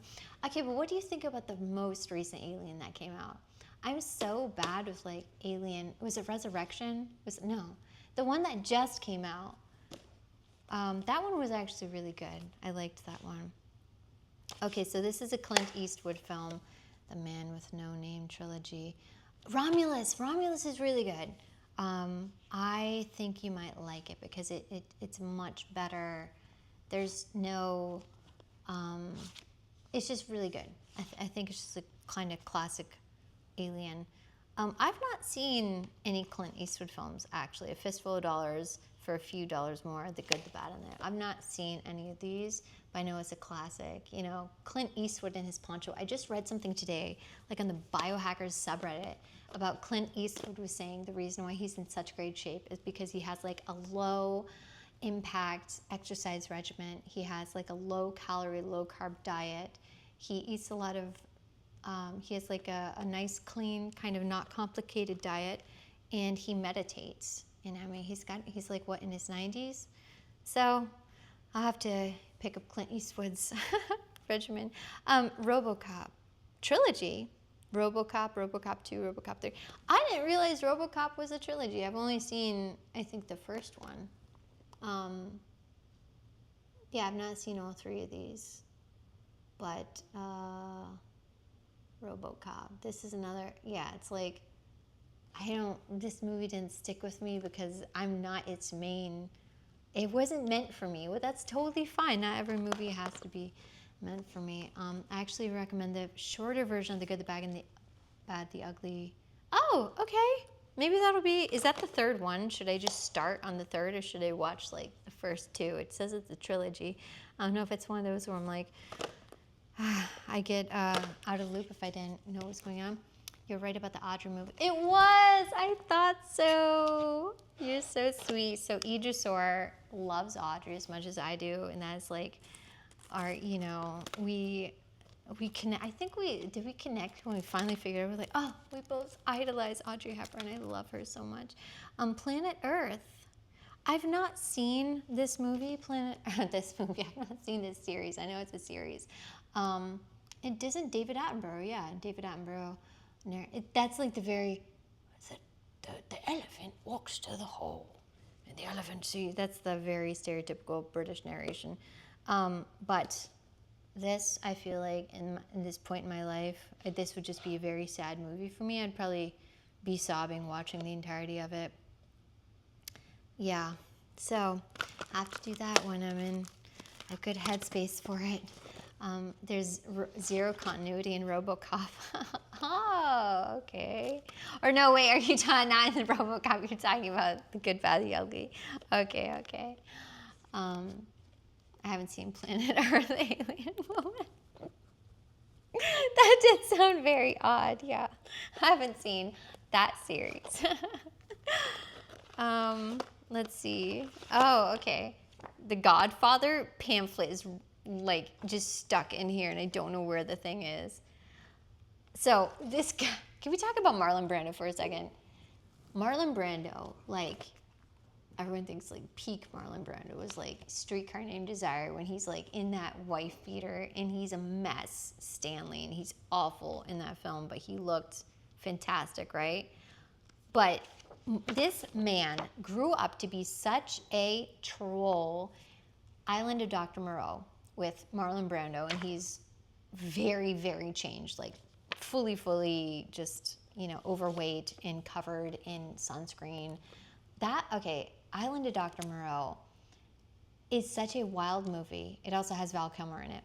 Such a wild movie, but the filming of the documentary behind the scenes that talks about what happened during the filming of that movie is crazier than the film itself. Like, if you haven't seen Island of Dr. Moreau, go watch it just so you can watch the follow-up to see how it was filmed, because it will blow your mind. It makes the movie seem like nothing, because real life was that much more insane. Okay, I want to see, before I show you this movie, I'm going to give you a clue, okay? I'm trying not to peek here. Maybe you already saw it. This movie was made in... Where is it? Why can't I see? Okay, well, it was made in the 2000s, all right. It's a comedy movie. It is a comedy movie that is a parody of a war movie. What movie is it that could not be made today? Does anyone know? A parody war movie comedy made in the 2000s that has Ben Stiller in it that could not be made today. Tropic Thunder, you got it. I think Ben Stiller gave it away. But this movie, I've often talked about, this movie could not be made today. It would get canceled so hard. And for multiple reasons. This is such a funny movie though, and this has one of Tom Cruise's like most chaotic little character bits, where he plays the Hollywood exec. And he does that dance, and he's got like the open shirt, and he looks super scummy. This movie could not be made today for multiple reasons. Yeah, I love this film so much. Everyone is so funny in it. And actually, weirdly enough, like Jack Black is in everything now, right? He's clearly like just Hollywood's beloved child. But Jack Black in this film is so unlike his other roles, because usually he plays that very kind of like, goofy, big, lovable guy. And here he plays just like this coked up mess. And I think this is like one of Jack Black's oddest roles for him. It steps outside of the box for what you think this big goofy guy, like, yeah. But this is like, this is a classic movie, but it just could not get made today. And this was the time period in which like there wasn't an overcorrection of, film and media and depiction and whatnot. So I kind of feel like, thank goodness we got that film when we did, because we wouldn't at any other point in time be able to have it. Quantum of Solace. I've seen this one. I don't know if this film is like good enough to own on Blu-ray. I don't know why we own it on Blu-ray. I liked Daniel Craig's James Bond. I think he did a great job. He definitely, you know, he played the part well. Okay, moving on. Okay, this film, has anyone seen this movie? This is kind of out there. It's called We're Back. It's about dinosaurs. John Goodman actually played, it's Steven Spielberg. Sorry, I'm reading. It was John Goodman, right? I don't see him on the list here.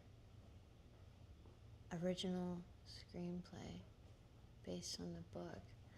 Oh, so actually they just have the people, they don't even care enough to list the actors. They just have the people who were, oh, duh, there it is. It's on the back. I didn't read it well enough. Featuring the voices of John Goodman, Jay Leno, Martin Short, and Rhea Perlman. Has anyone seen this movie? Because this was such a bizarre, oh, you saw it a few times as a kid? Okay, Zadi has seen it. Because I feel like this is a movie that kind of slipped through the cracks completely. It is so odd in a really, really good way. It has some really dark scenes to it, though. What an odd movie. It is so weird. And not in a way that, you know, it's just like, it's not like, oops, sorry. It's not like David Lynch weird. It's just, it's weird. It's an odd movie. But I'm so thrilled when I see people have seen it because I watched it several times as a kid too. And it's just one of those, like, you've either seen it, you know what it is, or you've never heard it before. Okay, this, I hate. I think I watched this film begrudgingly because people wanted to watch it for like a Christmas movie night or something. I don't like this man. I've heard he's a jerk, Chevy Chase. I don't know anything about him though. I can't verify that. That was hearsay. But I hate this kind of humor. What humor is this? Because it is my least favorite kind of humor. I don't like it whatsoever. This like just really annoying middle class American family humor. I'm putting in The Breakfast Club. That's like the same. It doesn't get to me. And some people watch it and laugh. And okay, Weird Al Yankovic. This is definitely not one of mine. I have watched this movie. It is funny. Weird Al Yankovic is a funny guy. Okay, he's funny, but I don't have like an adoration for him. So take that what you will. It's a funny movie, but I just don't like. It does nothing for me. Why do I have 2 copies? I was like, gaslighting. I have 2 copies of It's Complicated. I don't know why. I think it's because one of these is missing. But there you go. There's my second It's Complicated. Why are we here? Or maybe these look like this. Oh, it's chapter 1, chapter 2. I don't know what this series is. This is Gankutsu. I don't know what this is. This is not mine. This is Flex's. I'm not really. I mean, it says The Count of Monte Cristo. Is this based on The Count of Monte Cristo? Because I loved the original Count of Monte Cristo. Maybe this is based on it. Maybe I'll have to watch now because I do like the original story. And I like the movie too with Jim Caviezel. Shenandoah. Okay, I have to see, like, why on earth do I have this film? Why do I have Shenandoah? Oh, hi, Blabbermouth. Welcome to my movie stream. I'm just going through my movie collection here and talking about stuff and wondering why I have a copy of Shenandoah. I love Jimmy Stewart, but I don't really like Westerns that much. I don't like old Westerns. I've discovered I like the Western genre. Like, I've seen a few recently. The Brothers Sisters was really good. I also saw Power of the Dog, which was that kind of Western type film that had Benedict Cumberbatch and I hate to call him Meth Damon. His name isn't Meth Damon. Jesse Plemons. Really, really good film. And so I've seen some. I saw another one too. I can't remember. But I kind of like that time period. But I don't like old Westerns just because. I don't know, I just don't really like it. Okay, this is a classic, Anti-Mame, Rosalind Russell. This is a great film. It is about this just like free-spirited woman. I can't remember if she's never been married before, but it goes through different decades, and so the film is kind of cool because it will take you through different decades, and she decorates her apartment accordingly to the style. So if you like period films and you like to see design and whatnot, Auntie Mame is a classic. I've really gotten back into classic westerns, watched about a dozen this year, including Jimmy Stewart's collabs with Anthony Mann. Oh, maybe I'll have to give it, I mean, this is in here for a reason, but I kind of feel like it's accidental, like I maybe inherited it, and I don't know. Okay, so this is another good Wes Anderson, is Life Aquatic. I need to put it with my other Wes Anderson films. This was back before he became a caricature meme of himself. Idris, I'm not sure if you're still there, but I was talking about how Wes Anderson has kind of fallen off for me. So we went to go see Asteroid City in France, actually. And I don't know. He wasn't doing it for me. George Romero's Dawn of the Dead. Is this the second? This is the sequel to Night of the Living Dead, isn't it? But isn't this the father of all zombies? Oh yeah, it is. Okay, George Romero, 1968, brought us Night of the Living Dead. So this is like the father of zombie movies, right? Which it's kind of crazy how that genre has not gone away. I feel like zombies is still persistent as one of the top horror tropes. Dawn is the one everyone ripped off. Yeah, okay, so there you go. Like in the depiction of zombies too, right? The slow-moving, like, brains kind of thing. Although I will say my favorite zombie movie is probably... wait, no, I'm not thinking... I was thinking Shaun of the Dead, but it's not. My favorite movie with that guy, what's his name, who plays Shaun, is Hot Fuzz. He's so funny. Like this, I don't know why this isn't here. I can guarantee this is not like a household favorite. This was a funny film, but it's definitely not a household favorite. Do we need a copy of this? I don't know. I feel like just rip it to the Plex server and take up space.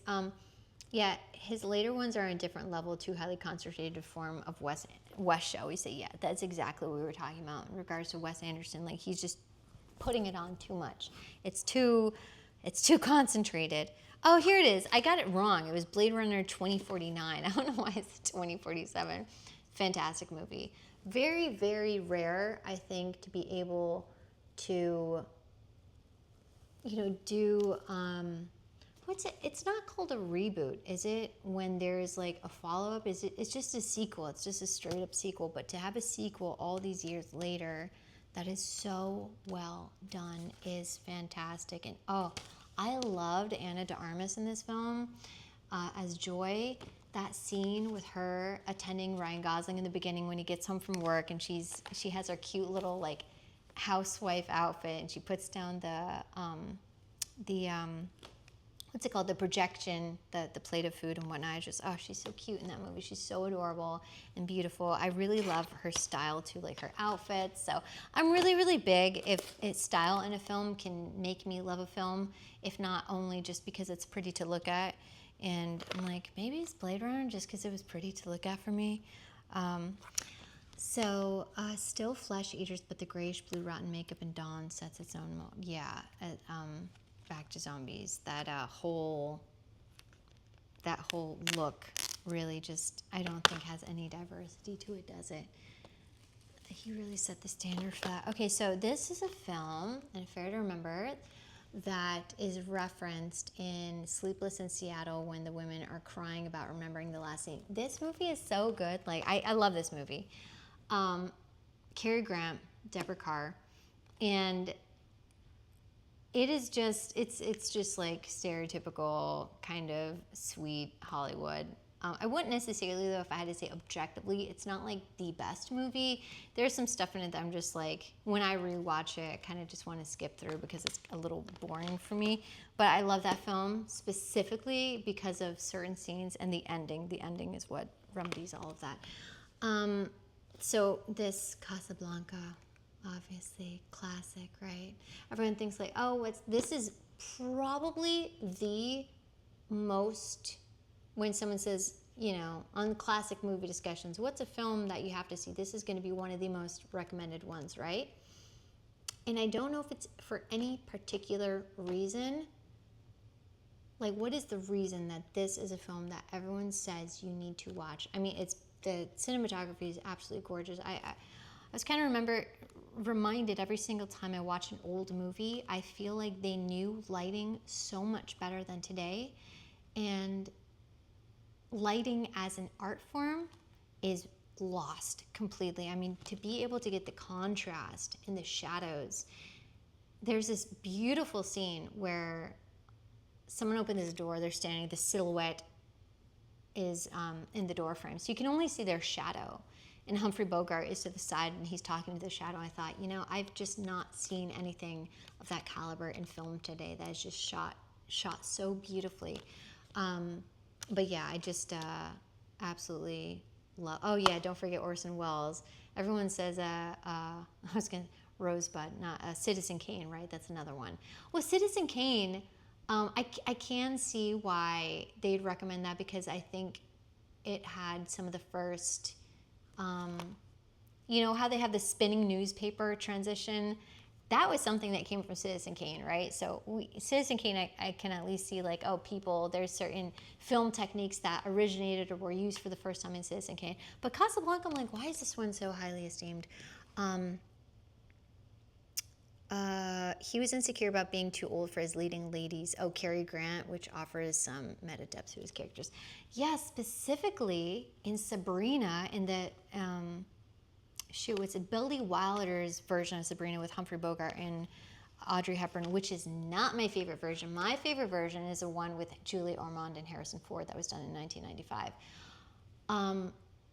Cary Grant was originally supposed to be the leading man across Audrey Hepburn in Sabrina, but he thought he was too old, which is funny because years later, then they ended up doing a charade together. And he does make a joke in that film that he's too old for her, which he was.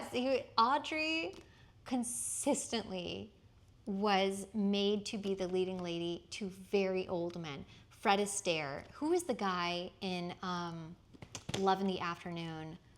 Famous actor. He was an old man. But she was, I think like George Peppard. Is it Peppard or Peppard?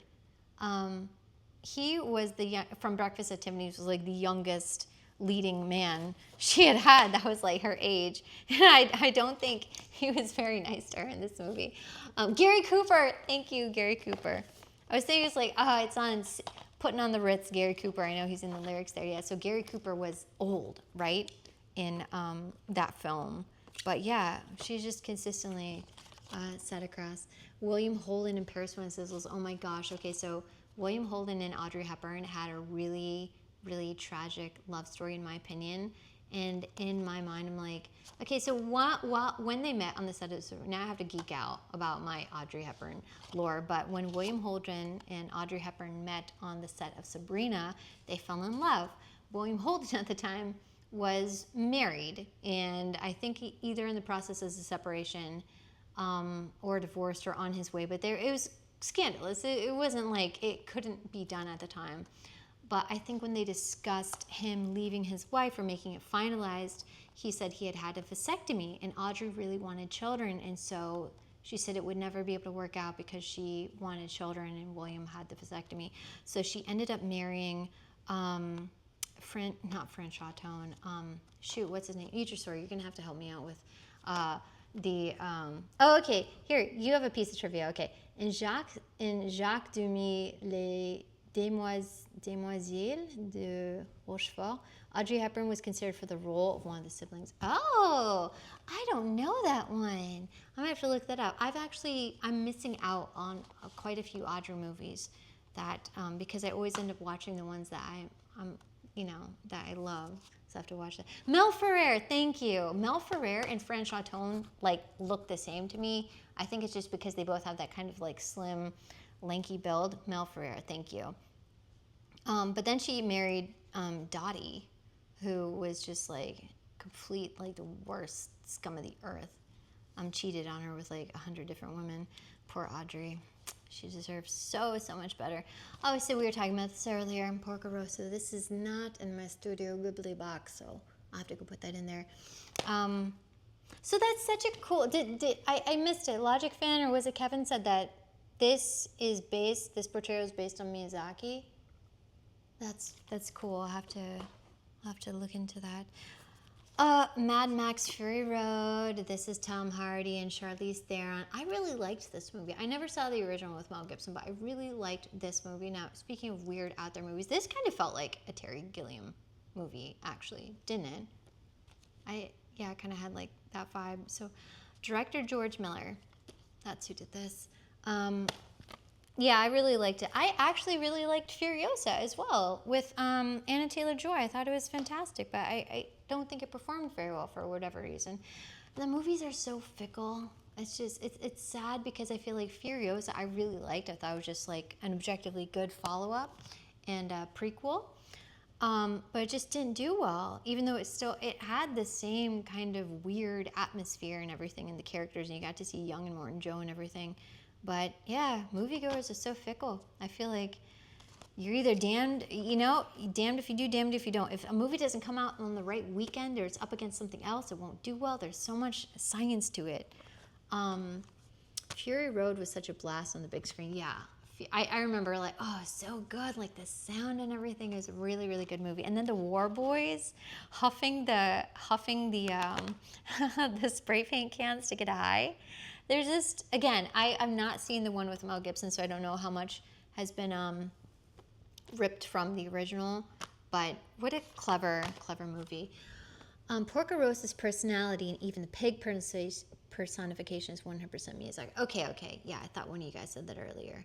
I'll have to look into that, but I can see that now. Like, that clicks. That, like, actually tracks. Now that you've said that, I can see it. So this movie, Tree of Life, who did this? Who did this movie? You guys can probably tell me quicker. Oh, Terrence Malick. Okay. Probably not having Mad Max and it tanked the film. Not everything has to be about Mad Max. It was called Furiosa. Like, why would you go see? It was. She didn't even meet him up until, so that makes no sense. I feel like if you go to see Furiosa, knowing it's a prequel to Mad Max, knowing that she didn't meet Mad Max up until the movie, then how would she have met him? You know. Anyway, that's my little rant on Furiosa. I've not seen this film, but I can tell you what. Based on this cover, I do not think I'll like it. Is that fair to say? I don't know. It kind of seems like,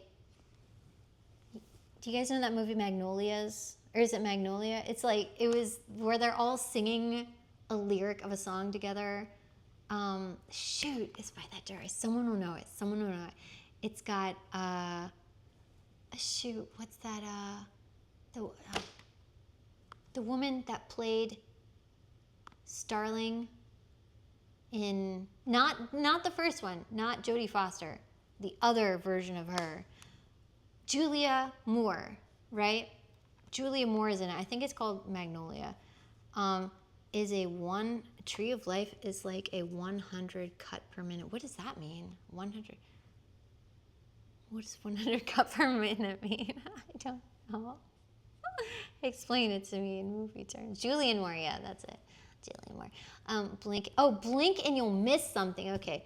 Excuse me, streamer. I'm new here, and you like movies? Hi, Black Record 1. Julia Moore is her alter.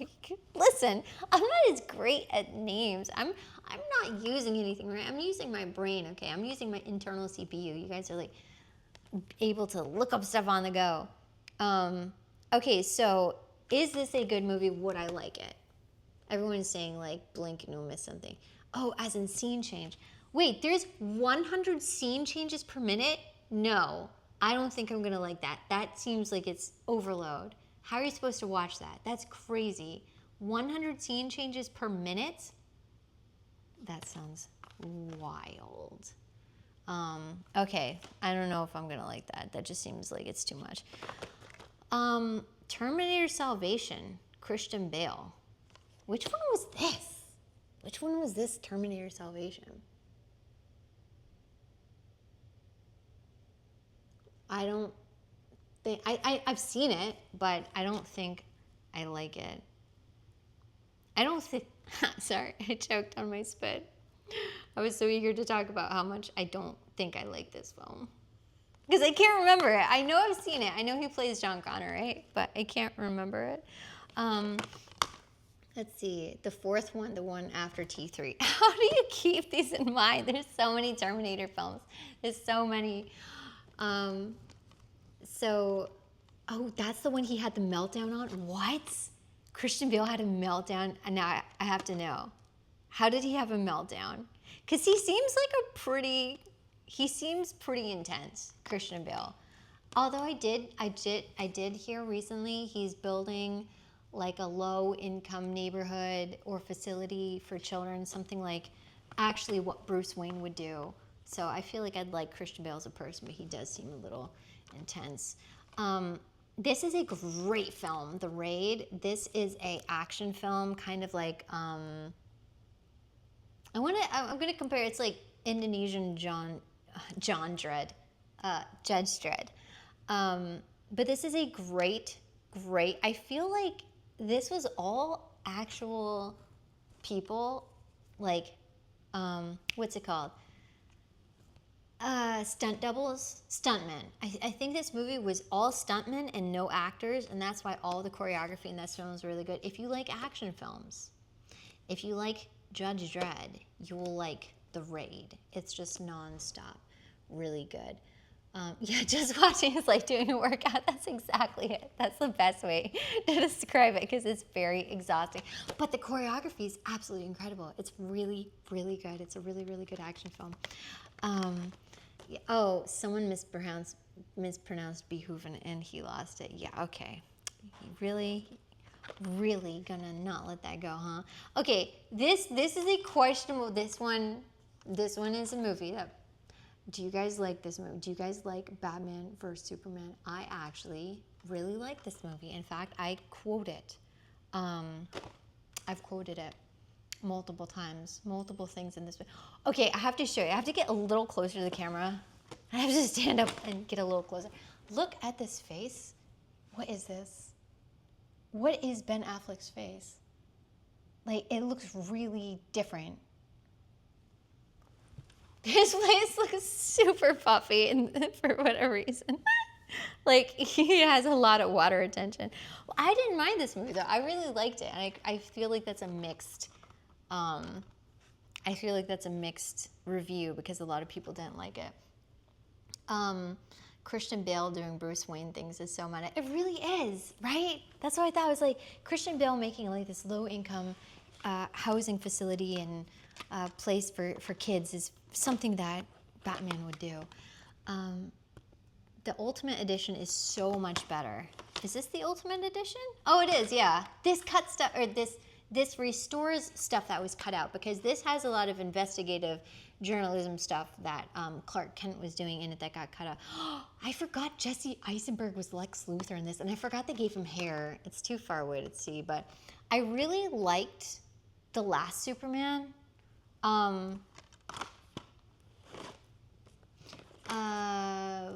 Shoot, what's his name? Don't tell me. I should know his name, not Joss Whedon. I'm getting confused. Oh, shoot, what's his name? James Gunn. I said it before and someone told me. So I really liked James Gunn's Superman casting because Lex Luthor has always been bald, right? I mean, someone can tell me if you've seen the comics. Was the Lex Luthor always bald from the beginning, or did he have hair at some point and then he lost it? Because in this, Lex Luthor had hair, and I think he should have just been bald, from the start. Back in Time. Oh, okay. I was like, I don't remember this. I don't remember this in the Back to the Future. This is a documentary about Back to the Future. This documentary film, Back in Time, is a look at the very real impact the Back to the Future movies have had on our culture. I mean, unfortunately, it didn't have the impact of getting us, those really cool puffy sneakers that, did their own laces or skateboards or anything like that. Superman blew his hair off with his super breath. Are you serious? Is that actually real? Yeah, I feel like you're lying. I feel like that's not it. You're making that up. Alter Bar Guy says, Waititi has a lot of goofy material to work with. I just hope he doesn't do one of the big arcs like Apocalypse War or Necropolis. Dread mucking around in the cursed earth or something involving Wally Squad could work very well. Wow. That is a whole lot of, I understood none of that. I don't know any of thing from that string of references you just made. That's how far out of the loop I am for that. At some point he lost at a younger age. Okay, I can't believe that he just blew off Lex Luthor's hair. That's not how I thought the origin of that went. Okay, I'm gonna go put this huge container back, and then I'm gonna go get my other. We're almost making it through. Wow. I meant to talk a little bit more about some of these films. Oh my gosh, no, these are not in a container. They're just all stacked up. Oh well, I'll just stack them up here. Some of them are in a container, some of them are not. Also, let's see. Okay, almost done. Two of them are in a container. I guess I could have put on hold music or whatnot instead of making you listen to me do this and looking at nothing but whatever. I should have my dog up here so you can look at my beautiful puppy. Oh, here she is. Let Miss Penny, there you go. Be on camera, Penny. Be on camera, entertain everyone while I'm gone. I think she's low enough you can't even see her. Okay. Here's my other films then. All right, Penny. Okay, baby. There we go. Yeah, so this is Miss Penny. She's gonna be 3 years old. This dog was given to me. This dog was not planned for her. My neighbor gave her to me because her parents didn't want her. So I was like, okay, I'll take her. And this is my other one. This is Mr. Smudge. This guy is old. Guess how old this dog is. He's 11 years old. Okay, Mr. Smudge. Okay, so let's go through these movies. These movies are not at all. They are so unlovingly shoved in the bottom because there's no drawer for them. Okay, Spider-Man 3. Oh yeah, this is Bully Maguire, right? Spider-Man 3 is emo Bully Maguire, where he has like the hair. He's like, oh, are you gonna cry? What happened to this movie? This movie is so crazy. I think we look back on it really lovingly now, right? Or maybe back then, I don't think it did well. I can't remember the reception of Spider-Man 3. I just remember it being a mess. I remember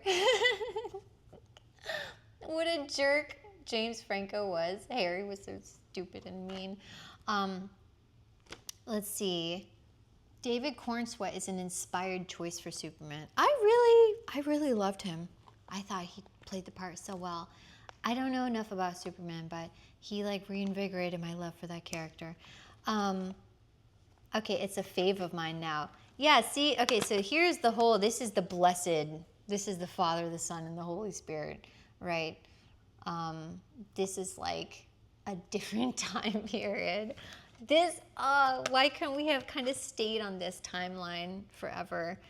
I look back on these movies really fondly just because, I don't know, there's something really just kind of comfortable and charming about them, and I can't put my finger on what it is.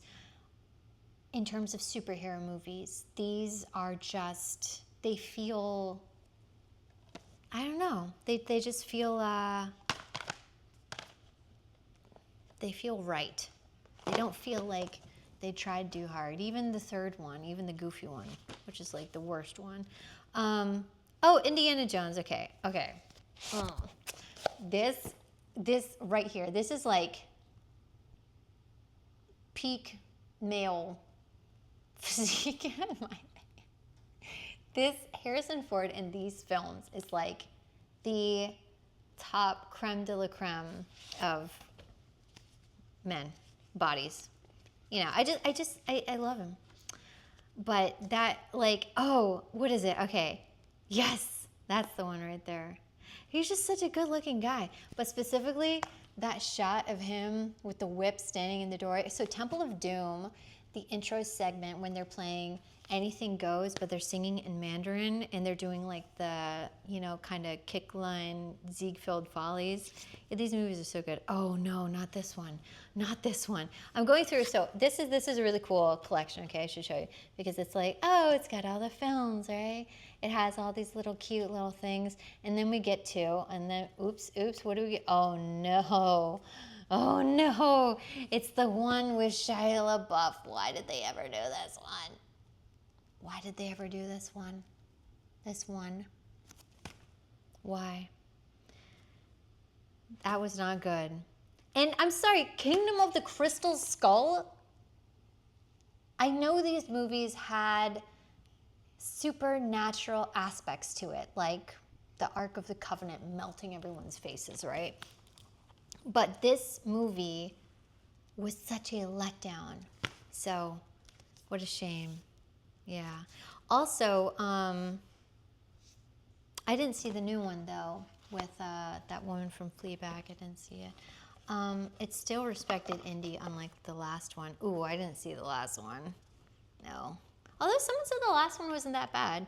But yeah, I love this man so much. I'm going to be shattered when he passes away.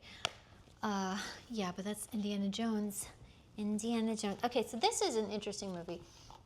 Would be curious, how many people have seen this movie Closer with, I could just read, I mean, you can see who it is. It's Clive Owen. I'm going to have to read the back because, is it Clive Owen or Clive Owens? It's Clive Owen. Natalie Portman, Jude Law, and Julia Roberts. This was based on a play of the same name. And this is an interesting movie. It is a interpersonal drama, but it's an interesting movie. It is not a feel-good movie. It is weird. That's all I can say. It's just an odd movie, okay? But yeah, 2 Academy Award nominations, Best Supporting Actress, Natalie Portman, Best Supporting Actor, Clive Owen. But I mean, it's worth a watch if you like interpersonal drama and if you like a lot of dialogue, then you might like it. Cowboy Bebop. What a great anime. So I remember watching the series, you know, back in high school. Yeah, Cowboy Bebop, what more can say? Classic, right? That theme song. Fantastic. Oh, okay, so this is the Back to the Future trilogy. Yes, Back to the Future trilogy. Flex was obsessed with this movie when he was a kid. I think he's probably still obsessed with it. This is, you know, now what, like, poor, shoot, what's his name? Michael J. Fox. I know he has Parkinson's. Oh, heartbreaking. I might have to, okay. Let me mute myself real quick. I'll be right back.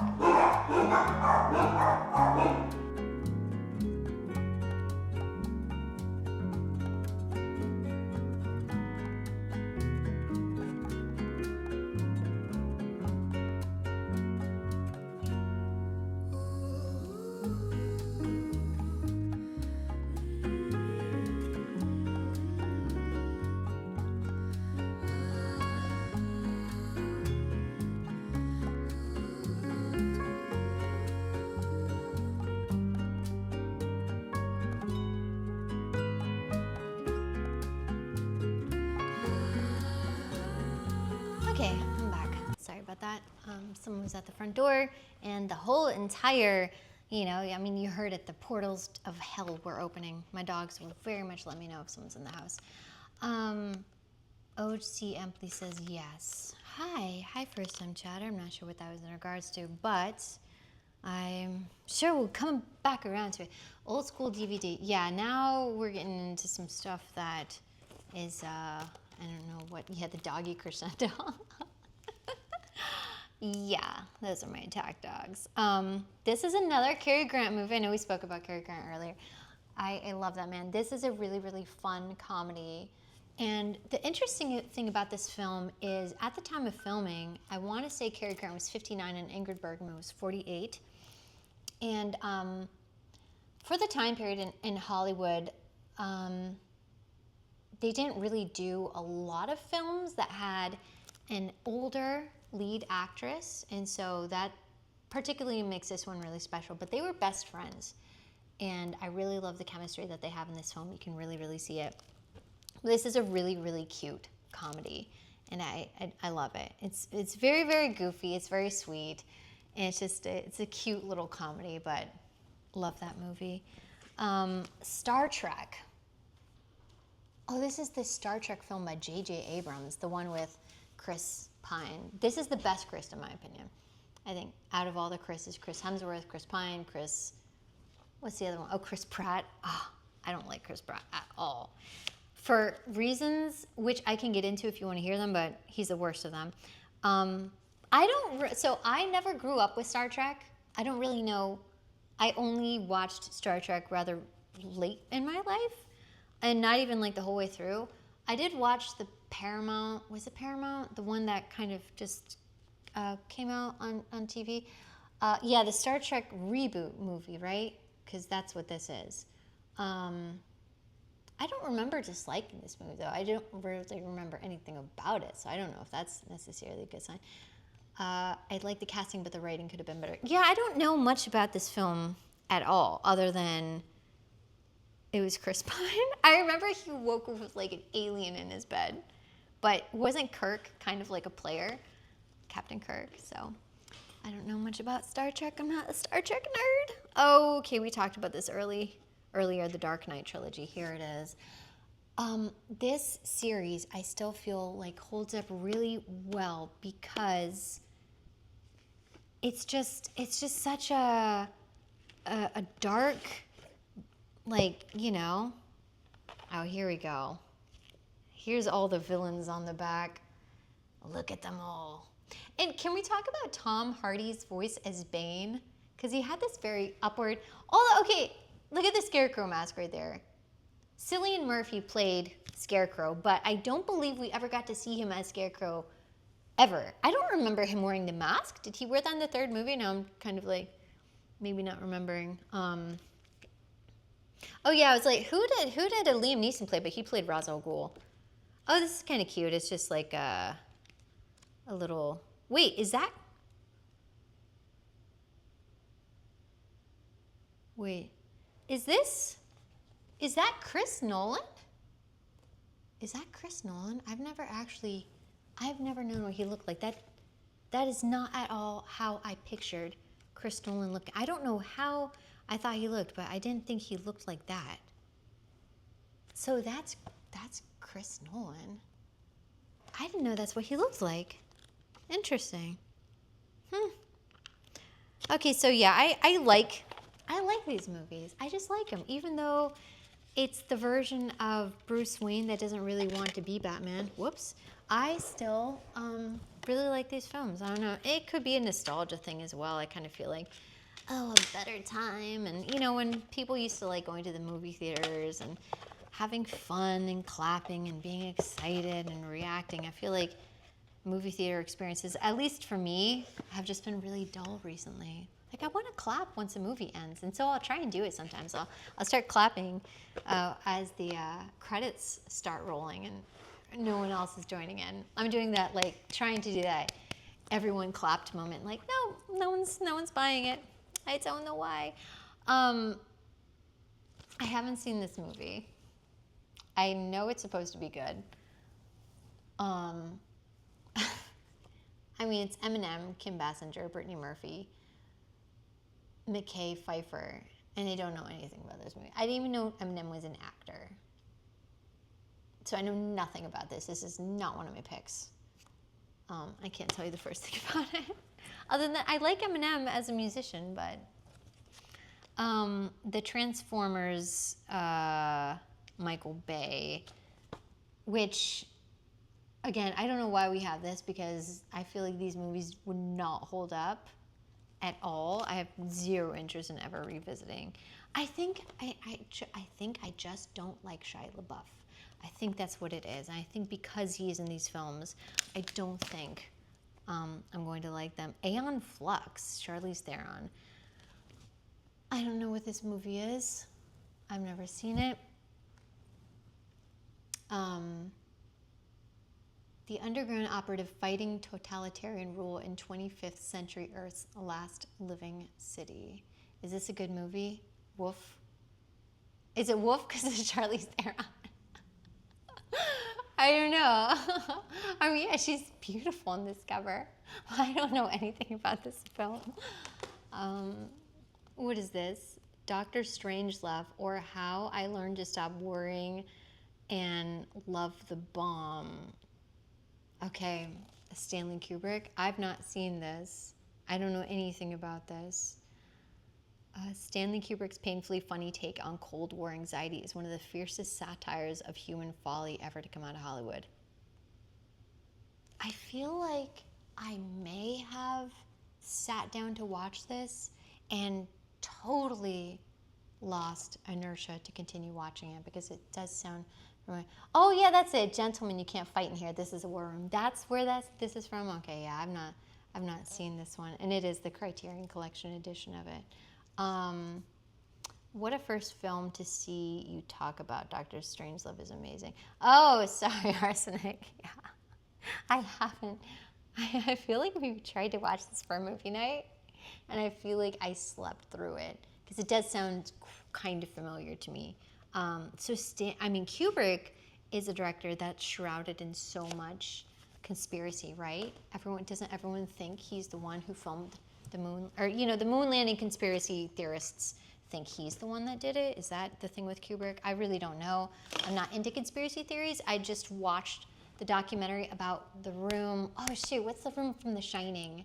Room 208 or 207, where it was a bunch of conspiracy theorists pointing out things in the movie like, oh, Kubrick was trying to send us signs that the moon landing was fake. And if you see here, it was the most crazy out there stuff I'd ever heard.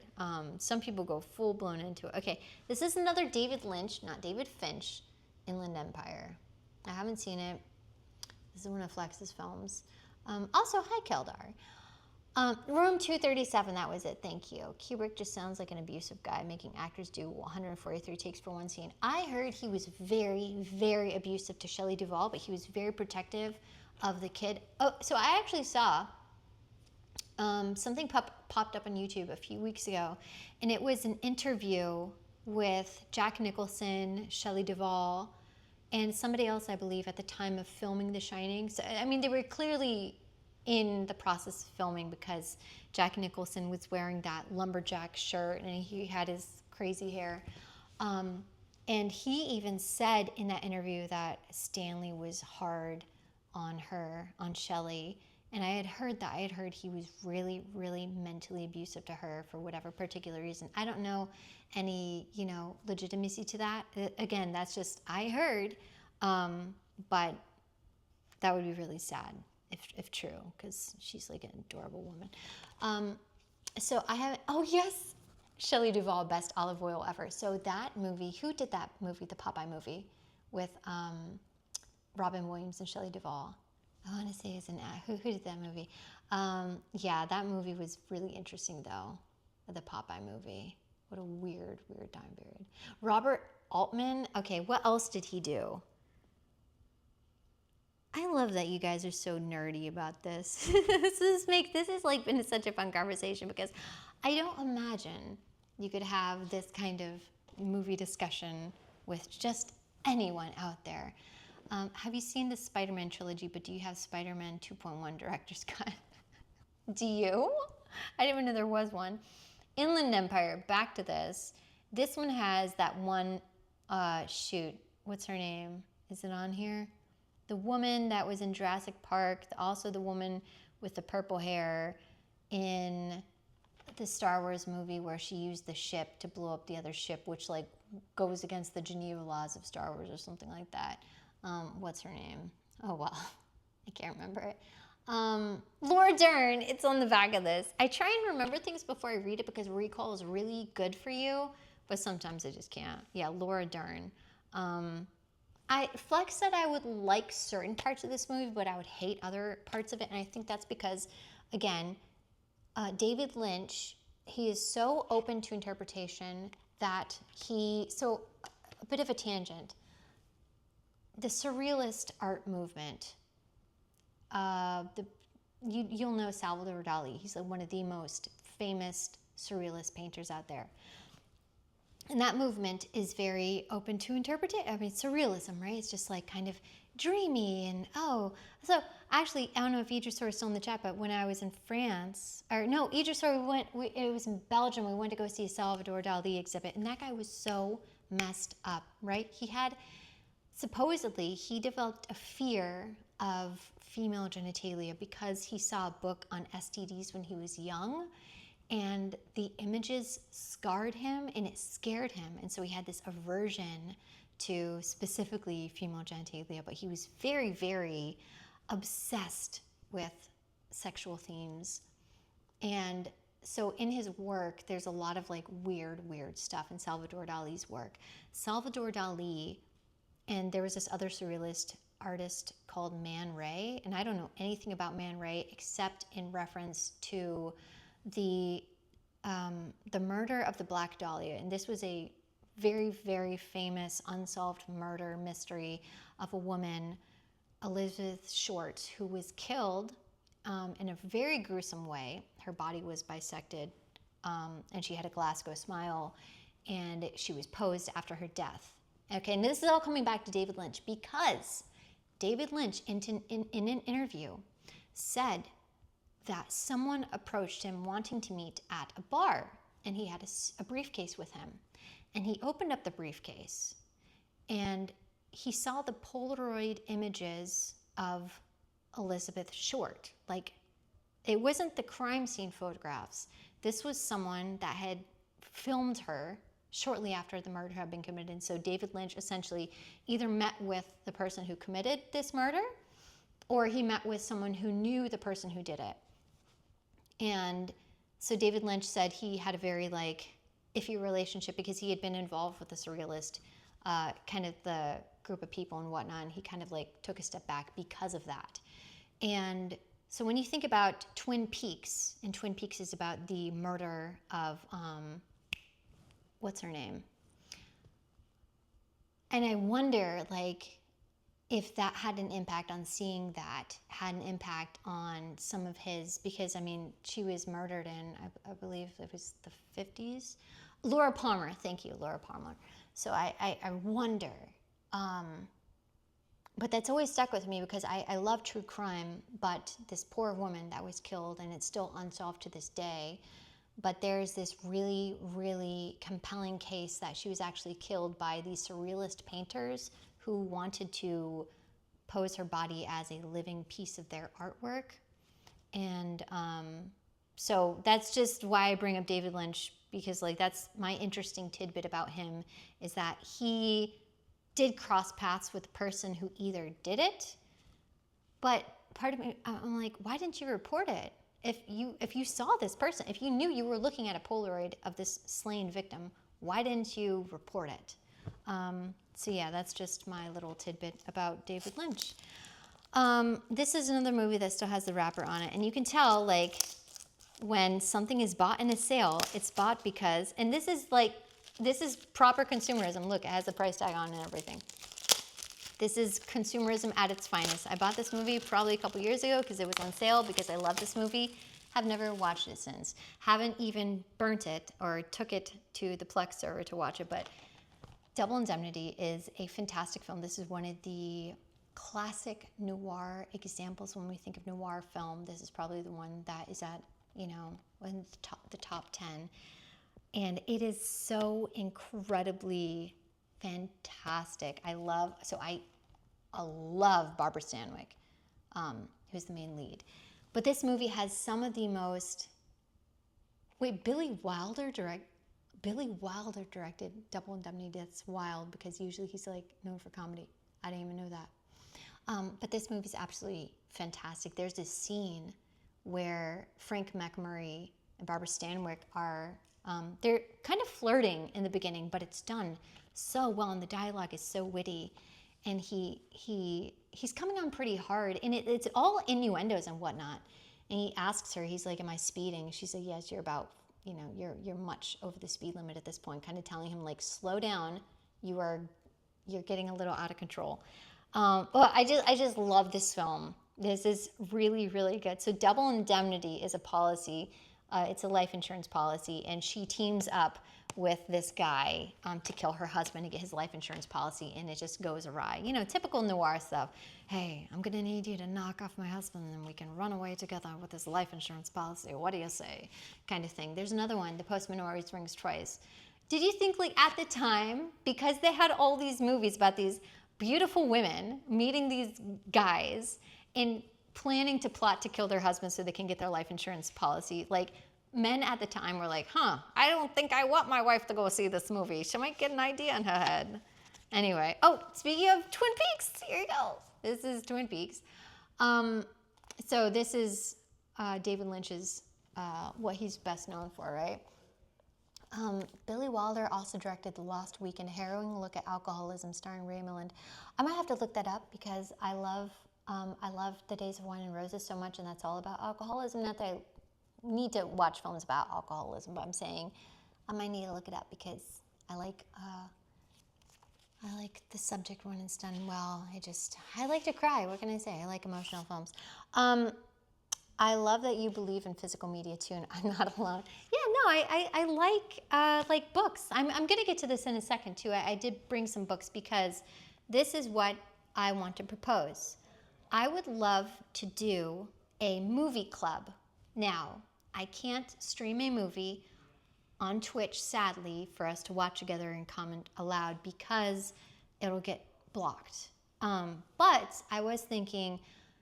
Someone asked me last week, would you ever create a Discord server? Like, I was thinking maybe I should create a Discord server, but I don't want to have to mod it. I don't want to have to worry about any of that.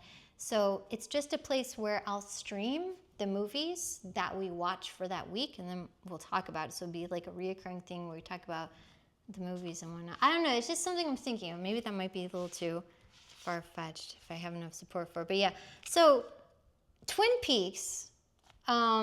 I remember watching like the first few episodes. Flex loves this. A lot of people love this, but something about it makes me unsettled, and I don't know what it is. I don't think I like the music. Maybe it's because it's in the 90s. I really don't. I don't know. I don't know. I don't know why I don't like it. Something about this makes me uncomfortable. Like that music, dun dun. And then Kyle MacLachlan, his character, always talking about pie. I don't know. It's just something about it. Stalker. I've heard this movie's intense, and I don't know why. Okay, let me see. I'm in. Yes, your mods can mod it for you. I mean, if I started a server and you mod it for me, and I don't have to lift a finger in terms of anything, and we just have some ground rules, then I'm so on for it because I hate moderation. And I'll just show up and we'll talk about movies and whatnot. Okay, I'll work on that. I'm gonna stream again later this week, so I'll have all the information about that, and then I'll get all the mods in there, and you guys can go and handle it and set it up. I think that's part of the purpose of Twin Peaks, right? The unease it generates. You know what? Maybe that is it then, because I think that dream sequence with the really tall man and the short person, and they're like on the theater, and everything is backwards. Wait a second. Was that Twin Peaks? Or was that Mulholland Drive? I can't remember. I know Mulholland Drive had a theater section too. I think it was Twin Peaks, right? Okay, so Stalker. Andrei Tarkovsky's final Soviet feature is a metaphysical journey through an enigmatic post-apocalyptic landscape and a rare-field cinematic experience like no other. A hired guide, The Stalker, leads a writer and a professor into the heart of the zone. Is this... Oh, spoilers. Oh, whoops, for Twin Peaks. Jen, no, what I said is not a spoiler. What I said is not a spoiler. I don't think so. I think that's just something I remember that made me feel uncomfortable. Stalker. I've heard this movie is intense. I don't know why, though. Again, I think Flex was just like, it's intense. But I don't know why. There's a lot here. Look at all. See, but in our movie club, I will be reading things like this, you know?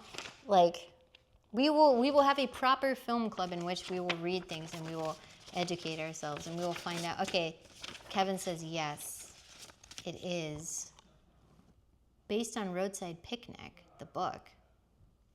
Roadside Picnic does not sound that it's giving me what's that one movie where they're The Road? Is it like The Road? I have not seen The Road. I've heard The Road is very intense though. Those kind of movies, the really, really intense ones, the ones that are hard to watch, I haven't seen a lot of them. I really haven't. So I might need to make right on that. So Akira Kurosawa's Dreams. Haven't seen this one either. These are all flexes.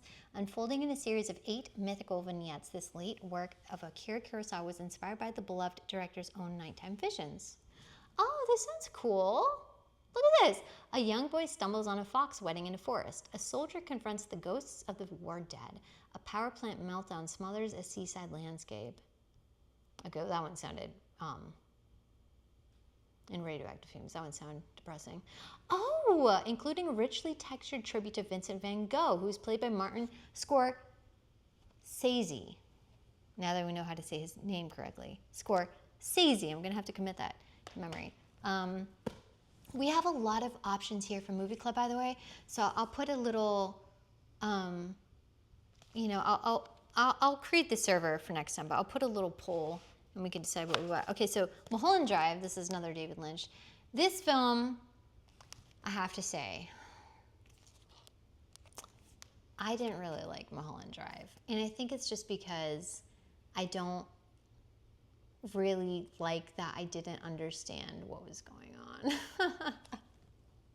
I like there to be some semblance of, you know, story. It was so open to interpretation. I also felt like Naomi Watts, the woman that she kind of falls in love with, was really, is it Laura Herring? She was so mean to her. She was so emotionally abusive to her, like using, you know, sex as a lure to her and a controlling, like she was such a jerk to her. She was so mean. Naomi Watts is so sweet. She's so cute.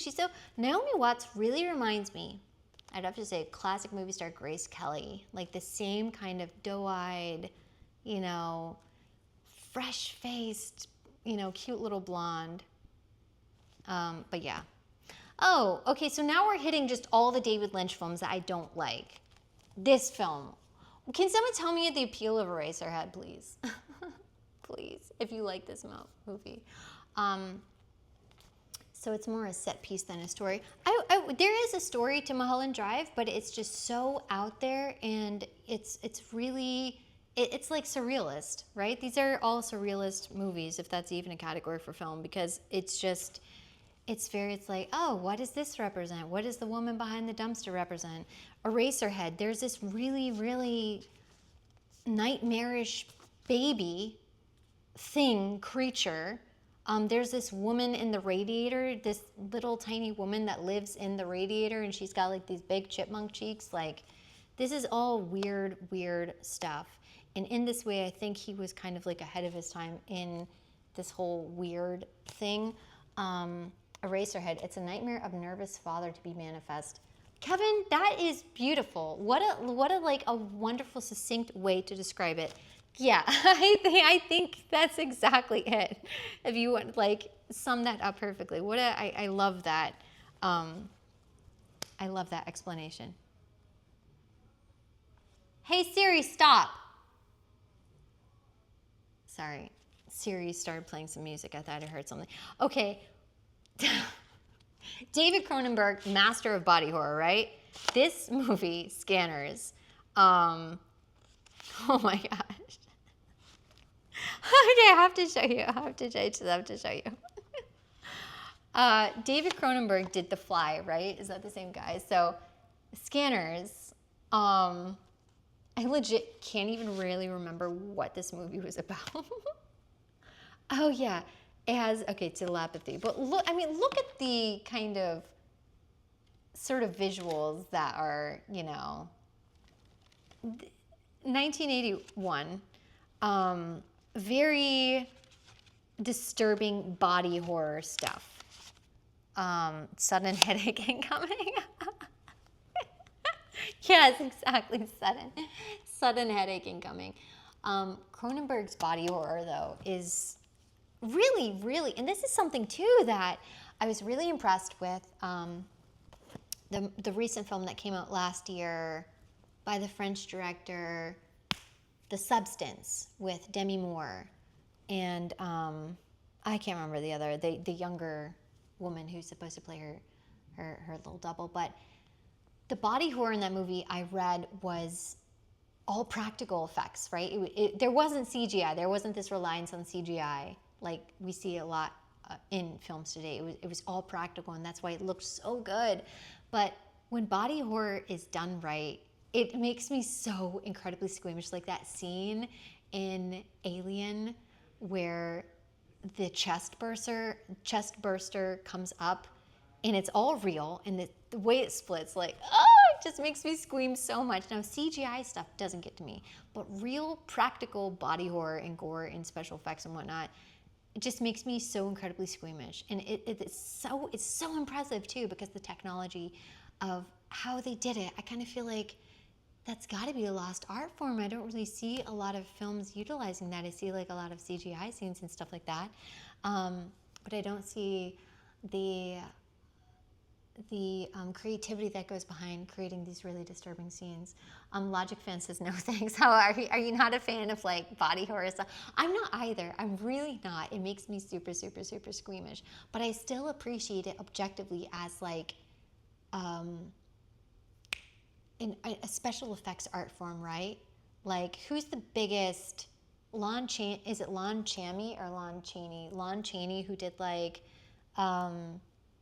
Dracula, or no, Phantom of the Opera. He also did Wolfman. He did Hunchback of Notre Dame. Like the guy who basically did with the Man of 100 Faces, and he took his secrets to the grave. The way that he did his makeup and stuff, that's so incredibly impressive to me. I'm so blown away by it when I see real talent, regardless of whether or not I like the talent. I appreciate it. Is it Lou Chaney or Lom? I thought it was Lom. Lon Chaney. Okay, thank you. I was about to go crazy. Okay. Lon Chaney Jr. was Wolfman. Oh, okay. His son. Yeah, his son. So his son inherited all of that. That's fantastic, though. That is so good. Practical will always look better than special effects to me, except a director that does, and really remarkably, David Fincher, who did Zodiac. He did a bunch of other films I can't remember off the top of my head. He's going to actually do Squid Game. David Fincher is going to do American Squid Game. But David Fincher, I saw a way that he does CGI. And the reason that he likes to do CGI is because when he films, he doesn't want there to be any kind of discrepancy up against, okay, we shot from this angle and there's a blood stain here, but then we shot from this angle and the blood stain's slightly off. So he actually uses CGI in post-production to make sure that there is accuracy and continuity between the blood splatter or whatnot. And that's how he makes sure that everything is completely, the same for each shot. So I will say, if you're a director and you have that kind of level of precision to where you want to use CGI in order to make sure that there's, the immersion is fully there, then I believe that. Because like, if you saw Zodiac, the scene where they're shot in the car and there's blood everywhere, that was all CGI. It was all done post, which is absolutely remarkable. That, it looked so real. Okay, so Godzilla. This is the old Godzilla. How many Godzillas are there? There's like so many. Oh, Godzilla, aka Gojira. I'm probably not pronouncing that correctly in Japanese. Is the roaring granddaddy of all monster movies. It's also a remarkably humane and melancholy drama made in Japan at a time when the country was reeling from the nuclear attack and H-bomb testing in the Pacific. That like is gonna make me sad. Yeah. Sorry, I said like I was like having an emotional day. I don't know why I'm getting like, I think it's just because movies really, I don't know. I love film. I love film so much. And so I just, it's like one of my favorite mediums to do storytelling. I've not seen this one though. I recently saw Shin Godzilla, which was really, really good. It was really funny and really good. I saw the other one too. Godzilla, was it Zero? I don't want to say it's Ground Zero. I think it was like Godzilla Zero. That one was really, really good as well. Oh, Gojira, I said it right? Oh, good. Do you know Japanese? Are you sure you're just saying that? Yes, I don't know if he's diagnosed, but David Fincher is OCD. Yeah, you can tell, right? If he's a perfectionist, but you want that in a director. Like, we want perfectionism in our directors because that is how you get really, really good quality products. So we'll take them. We'll take our little OCD. Okay, so moving on to this box. This is, speaking of our conspiracy theory lover boy, Stanley Kubrick again, 2001 Space Odyssey. This was a film. Okay, so this is another one that's like, oh, what's a film that you should see? Oh, you gotta see 2001 Space Odyssey. Now, can we explain to people, why do they need to see this film? Like, what about 2001 Space Odyssey do we say is really remarkable? I mean, other than the fact that it's got some of the, so the scene at the very beginning where the monolith and the monkeys are going crazy, and that dun, dun, dun, dun, dun, it has been just the inspiration for so much media afterward, right? It's like, it's iconic in what it did for the media that followed. But I can't really, wait a second, no. This also has hell in it, that's right. Oh, freaking hell. Open the pod bay doors, hell. I can't do that, Dave. Okay, I want to watch this movie again now. I've suddenly talked myself into wanting to watch this film because it's that good. Now, I don't like the end of it, and oh, I just heard some. Can you hear that lightning? Is it coming through my mic? It's really loud. So when something is too open to interpretation, sometimes it loses me a little bit, and I feel like the end of this movie where it's like freeze frame and he's going through that like Willy Wonka tunnel, there's all the bright colors and he's got like the crazy face, and then the monolith sees him. I know I was spoiling it, but it's like, it's how, well, this movie was what, in the 70s? Oh my gosh, no, 1966? Okay, I can't spoil a movie from 1966. I can, but I'm not spoiling it. But yeah, 2001 Space Odyssey, that is one of the iconic movies when people say, oh, what's a movie I want to see if I want to put the original Bad Machine, Hal. Yes, that's it, yes. This film changed, let's see. This film changed my whole perception of what film is. Movies went from entertainment to art. I love that. Yeah, I can see that. I can absolutely see that with this film. Just beautiful. Well, we should do this for our movie club. We should definitely do this one for our movie club because I've not seen it in quite some time, and I would love to talk about the symbolism of it with you all and hear your, so I'm gonna put that on the list. I'm just like, I've never, Elstree 1976? What is, and there's like stormtroopers that are smoking. What is this? This seems fake.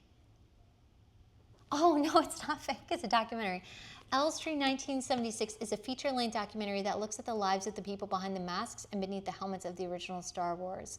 Over the summer of 1976, a wide array of American and British actors and a nearly inexhaustible supply of film extras donned crazy costumes. Okay, so this is about the making of a film by John Spira, Elstree 1976. I just hit myself with that. I've never heard of this before. Interesting. Okay. A documentary, I say. Oh, where is my Discord? I should actually, you know what? While we're talking, this would be fantastic. If one of you can actually make it. Who wants to be in charge of it? Who wants to be like the top mod of the movie club, book club Discord server? And can commit to it and will be happy to do it. Because please make the link. If you want to sort it, yes, Arsenic is British. Okay, Arsenic and Blockrocker, either one of you. Oh, wait, you're both British. Which one of you, make the other a mod. I would say Marcinic or Blockrocker, either one of you, whoever wants to do it, make the link so we can post it here now while everyone is still here. And that way we can have the link. That way I won't have to come back and we'll lose our momentum and we'll just go for this. We're going to go for this movie club. We're going to actually do this. Look, here's another, I'm ripping off. Look at this horrible consumerism on display. Buying stuff and putting it on a shelf, not even open. Oh, we have to watch this movie. We have to put this one. This one, 12 Angry Men. This is a heartbreaking film that has, unfortunately, not changed anything. The rhetoric in here, so this is 1957, okay? 1957. If you take the rhetoric in this film and apply it to today, it is just absolutely heartbreaking. I remember watching this movie a few years ago and just like sobbing because I said, like, you know, nothing has changed. But this is such a good movie. This has to go on our list because it is so incredibly poignant. But I just find it really heartbreaking that the rhetoric, even in that time, is still the same that we see today. But it's done so incredibly well. It's absolutely a classic. Oh, here's another one we have to see. We have so many movies to watch. And that's why I'm thinking for our book club or our movie club, if we could do a couple movies a week, because we do have like a lot to talk about. If we did one movie every week, that's like, I feel like we have to do 2 movies every week, and then we'll meet. Okay, so The Killing by Stanley Kubrick. This movie is so good. I didn't realize Stanley Kubrick did this, 1956. It's such a well-shot movie, but the cinematography, everything about it is just absolutely fantastic. And I actually think, do you see he's wearing like a clown mask and he has a machine gun? Or a machine gun. I don't know my guns. I think it's a machine gun. I think this is what was the inspo for that scene in Dark Knight, the second one, with Heath Ledger, where they all crash the party because they're wearing masks that look like this and kind of dress like this. Oh, this is such a good one. Stanley Kubrick's account of an ambitious racetrack robbery is one of Hollywood's tautest, twistiest noirs, aided by a radically time-shuffling narrative, razor-sharp dialogue from pulp novelist Jim Thompson, and a phenomenal cast of actors. So, such a good movie. We'll definitely put this one on the list too. Oh, thank you. Okay, Arsenic has the Discord link, so everyone, please go click Arsenic's Discord link. Can I look? I just pinned this thing. That's so cool. Manually unpinned. Or end of stream. Okay. Unpin this mess. Okay. If you look at the top of the chat here, Arsenic just posted a link to a Discord server. And we're going to use this as the foundation for our movie club. It's going to be a supper club type thing. I haven't even gotten to the book club aspect of this. I do have books, but we have more films to go, and we're just enjoying it. Okay, this movie, Robert Aldrich, okay. Wait, someone said Robert Aldrich. Someone mentioned him earlier. He directed something else. This movie, Kiss Me Deadly. This is a really, really good noir movie as well.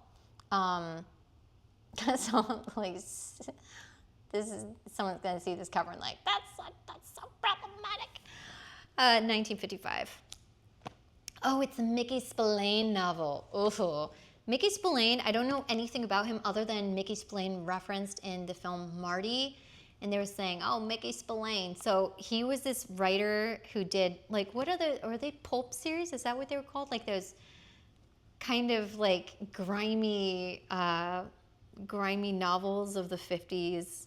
Yeah, I think Nick explained. But this is a really, really good movie.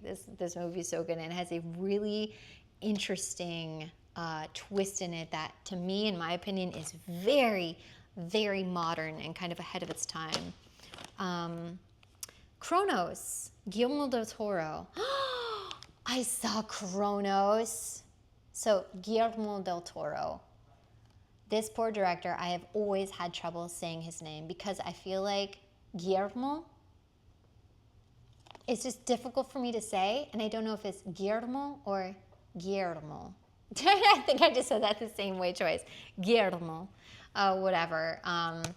Here's, oh, sorry, okay, let me see. Kevin says The Killing, this is where Kubrick decided he would focus specifically on book adaptations. Really? That's really, really interesting. Wait, oh yeah, I just made I almost made the biggest faux pas. I said, was The Shining based on a book adaptation? Duh. Yeah, I can't believe, I almost said that, but I stopped myself. See? Okay, so Guillermo del Toro's Cronos. I remember this movie being really, really good. This has Ron Perlman in it. Ron Perlman, he's so good. I wouldn't mind watching this again because I kind of forget. I remember a certain part of this film, like, just because it's stuck in my mind. Okay. Ooh, I have a classic. Check this out. What is it that he says? The lamentations of your women, the weeping, whatnot. Conan. Oh my gosh, Conan, this is true. Look at this body of his. Phew, Arnie boy. Let's see, arguably his most famous book adaptation. Yeah, I know, right? Can't believe I was like, yeah, that is his most famous. Oh, Block Rocker, so I literally made one for nothing. I was going to ask you. Oh, I'm sorry. Sorry, Block Rocker. I should have, like, instead of saying, you guys figure it out. You guys, Block Rocker and Ars, if you can join the server, he can make you a mod if you're really good with organization, if you want to go through subcategories and whatnot. I need the most hands-off approach when I do stuff because I feel like I get overwhelmed with trying to organize, and I feel like when I get in that position, I kind of just like,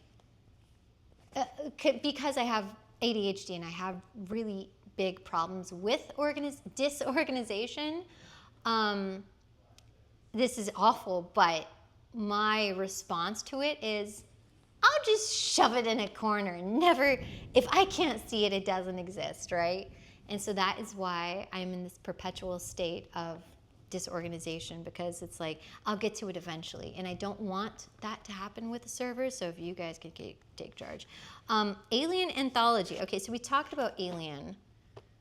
This has Alien, Aliens 2, Alien 3, Alien Resurrection. Now,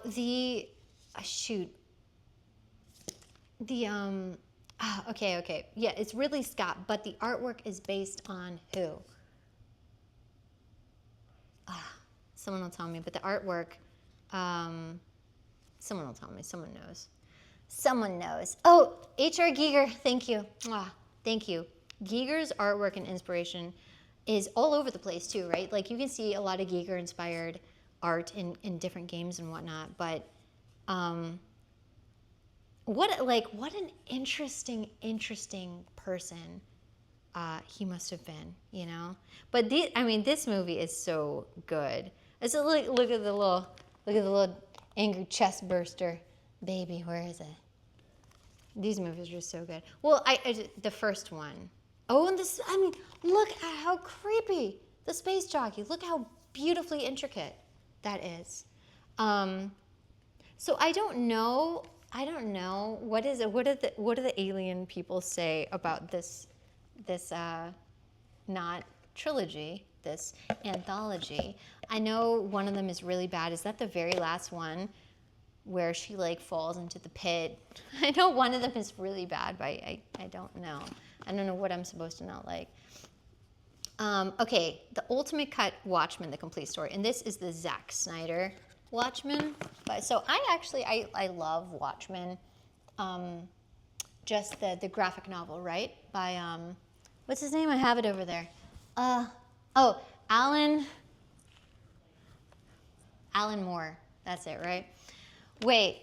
Yeah, so bruh, do you not like Watchmen? I'm not let me finish. I love Watchmen, the graphic novel, right? The one with Zack Snyder, I thought the cast was actually really good. The casting here was perfect, right? Patrick Wilson as Night Owl. I want to say his name is Jeffrey Deem, but I know that's not even close. The guy they chose for comedian. Oh, you loved it. Okay. I was going to say.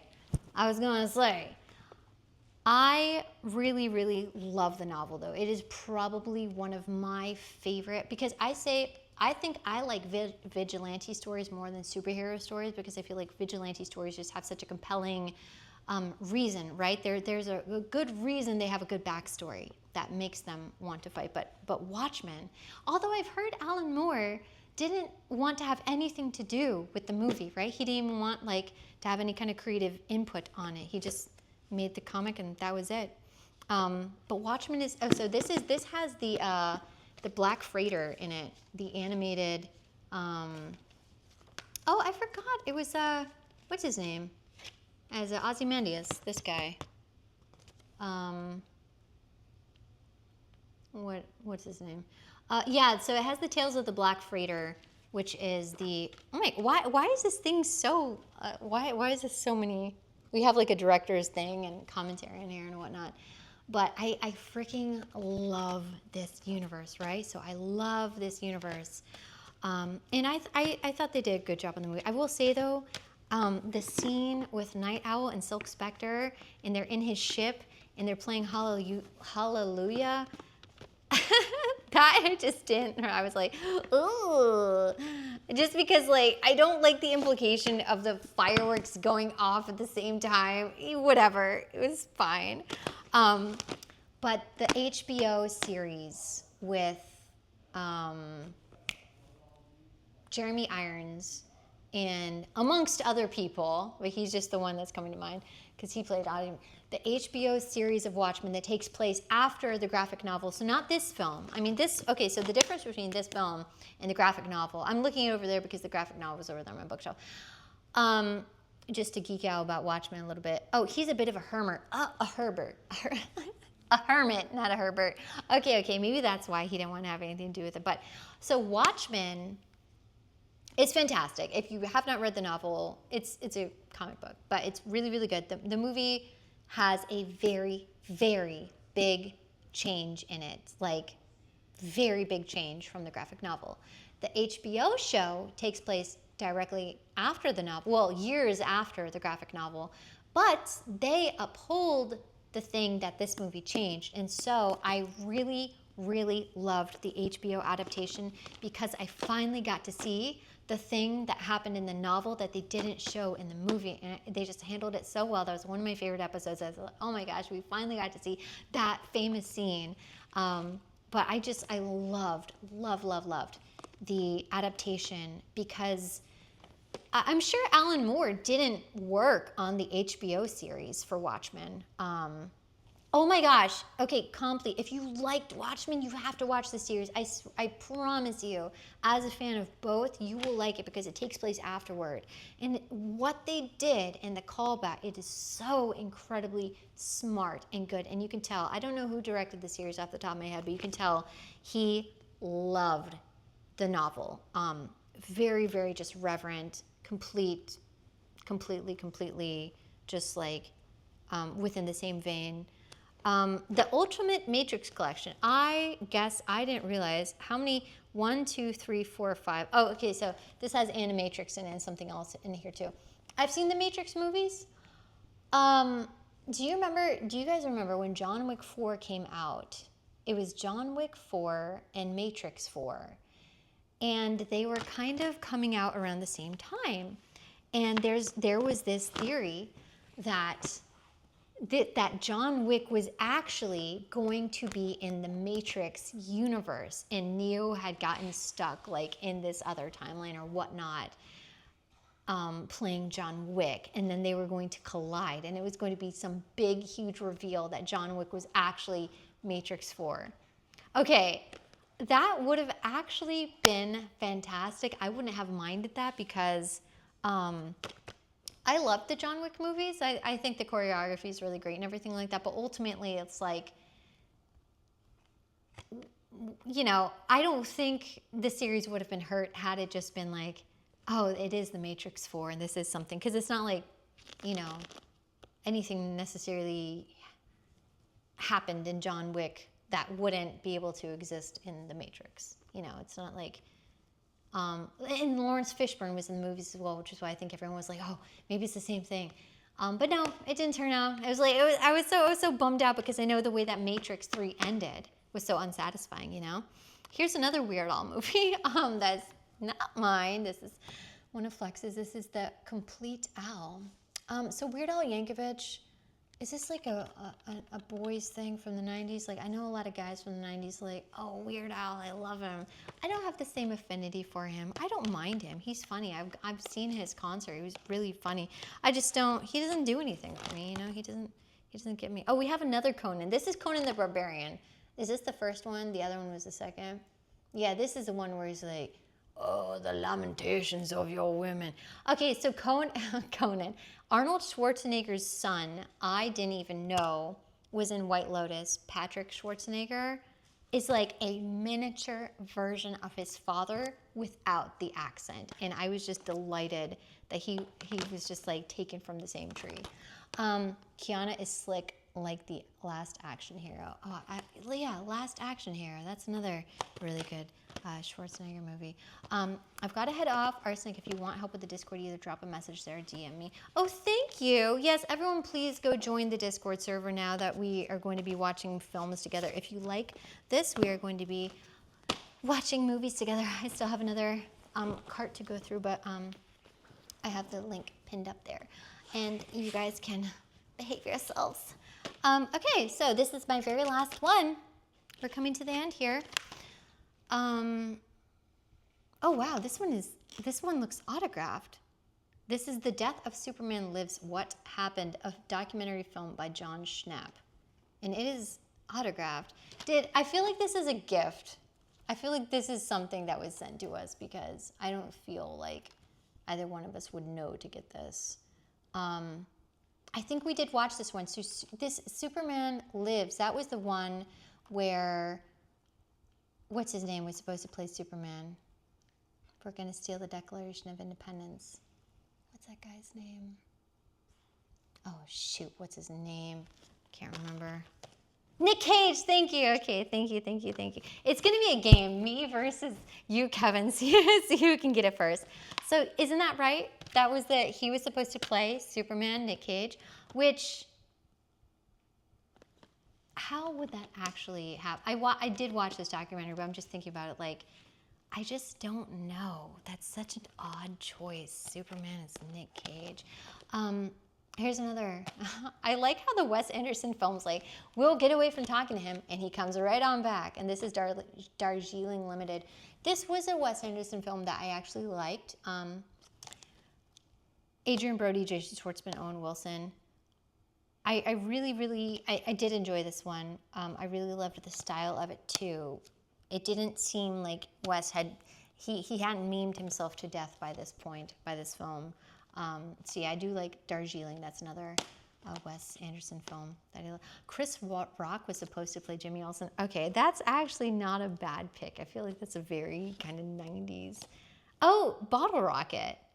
It is a Wes Anderson film. Okay, maybe someone said that earlier. That's why I thought of Bottle Rocket. I wasn't thinking of this one. I was thinking of Rushmore, but this one I haven't seen though. Bottle Rocket. But again, Owen Wilson. He sure does love Owen Wilson. You know, there came a time period where Owen Wilson stopped being in Wes Anderson's films. When was that? Because he was in several of them. And usually Wes, he likes his friends. Maybe Owen Wilson was like, you know what? I can't do this anymore. Look at this. You don't get to 500 million friends without making a few enemies. Is that the name of this movie? What is this movie? It's so sealed. Oh, do you know what this movie is? Just based on this tagline. It's Social Network. It is Social Network with Jesse Eisenberg, punk prophet genius billionaire trader. Yeah, so this movie is about Facebook founder Mark Zuckerberg. And I think Jesse Eisenberg played it so well. He was so unlikable in that movie. So yeah, David Fincher. Flex told me they're making a Social Network too, which I don't know how they're going to do that. Like, what are they going to do? They're going to talk about Meta? I would be very curious to see it. The Social Network was really, really good. I know he loves it because Trent Reznor did the soundtrack. He loves Trent Reznor. Oh, here's another Cowboy Bebop. See, so I do have some doubles in here. So more Casino, okay, Casino Royale, more, James Bond stuff. These movies are really good, though. Okay, so in this movie, is this the one with, Vesper? Why does Vesper, at the end of the movie, why does she lock herself in the cage? I've never understood that. It has always upset me that she locks herself in the cage. I was like, what is wrong with you? Daniel Craig wants to spend his... What is wrong with you, Vesper Lynn? Ava Green. She's so pretty. Oh, Fight Club. This is a boys' movie, isn't it? This is like... this is the movie that is like that kind of stereotypical... So Brad Pitt and Edward Norton. But yeah, Fight Club. You don't talk about Fight Club. Blah, blah, blah. Fight Club. Flex was obsessed with this movie when he was younger. And so he gave it to me to watch. And I was just like, what is this? This is the first movie he recommended to me. And I'd never seen anything like this. I just remember being I was just like, what am I watching? I don't know how to feel about this movie. Yeah, Fight Club. It's like how originally Marlon Wayans was supposed to be Robin in the third Batman film when Tim Burton was running it, but Joel Schumacher became director in the new movie concept of Batman. Wayans was still paid for it despite not being in it. Oh, that's not a bad deal if you're still paid for it.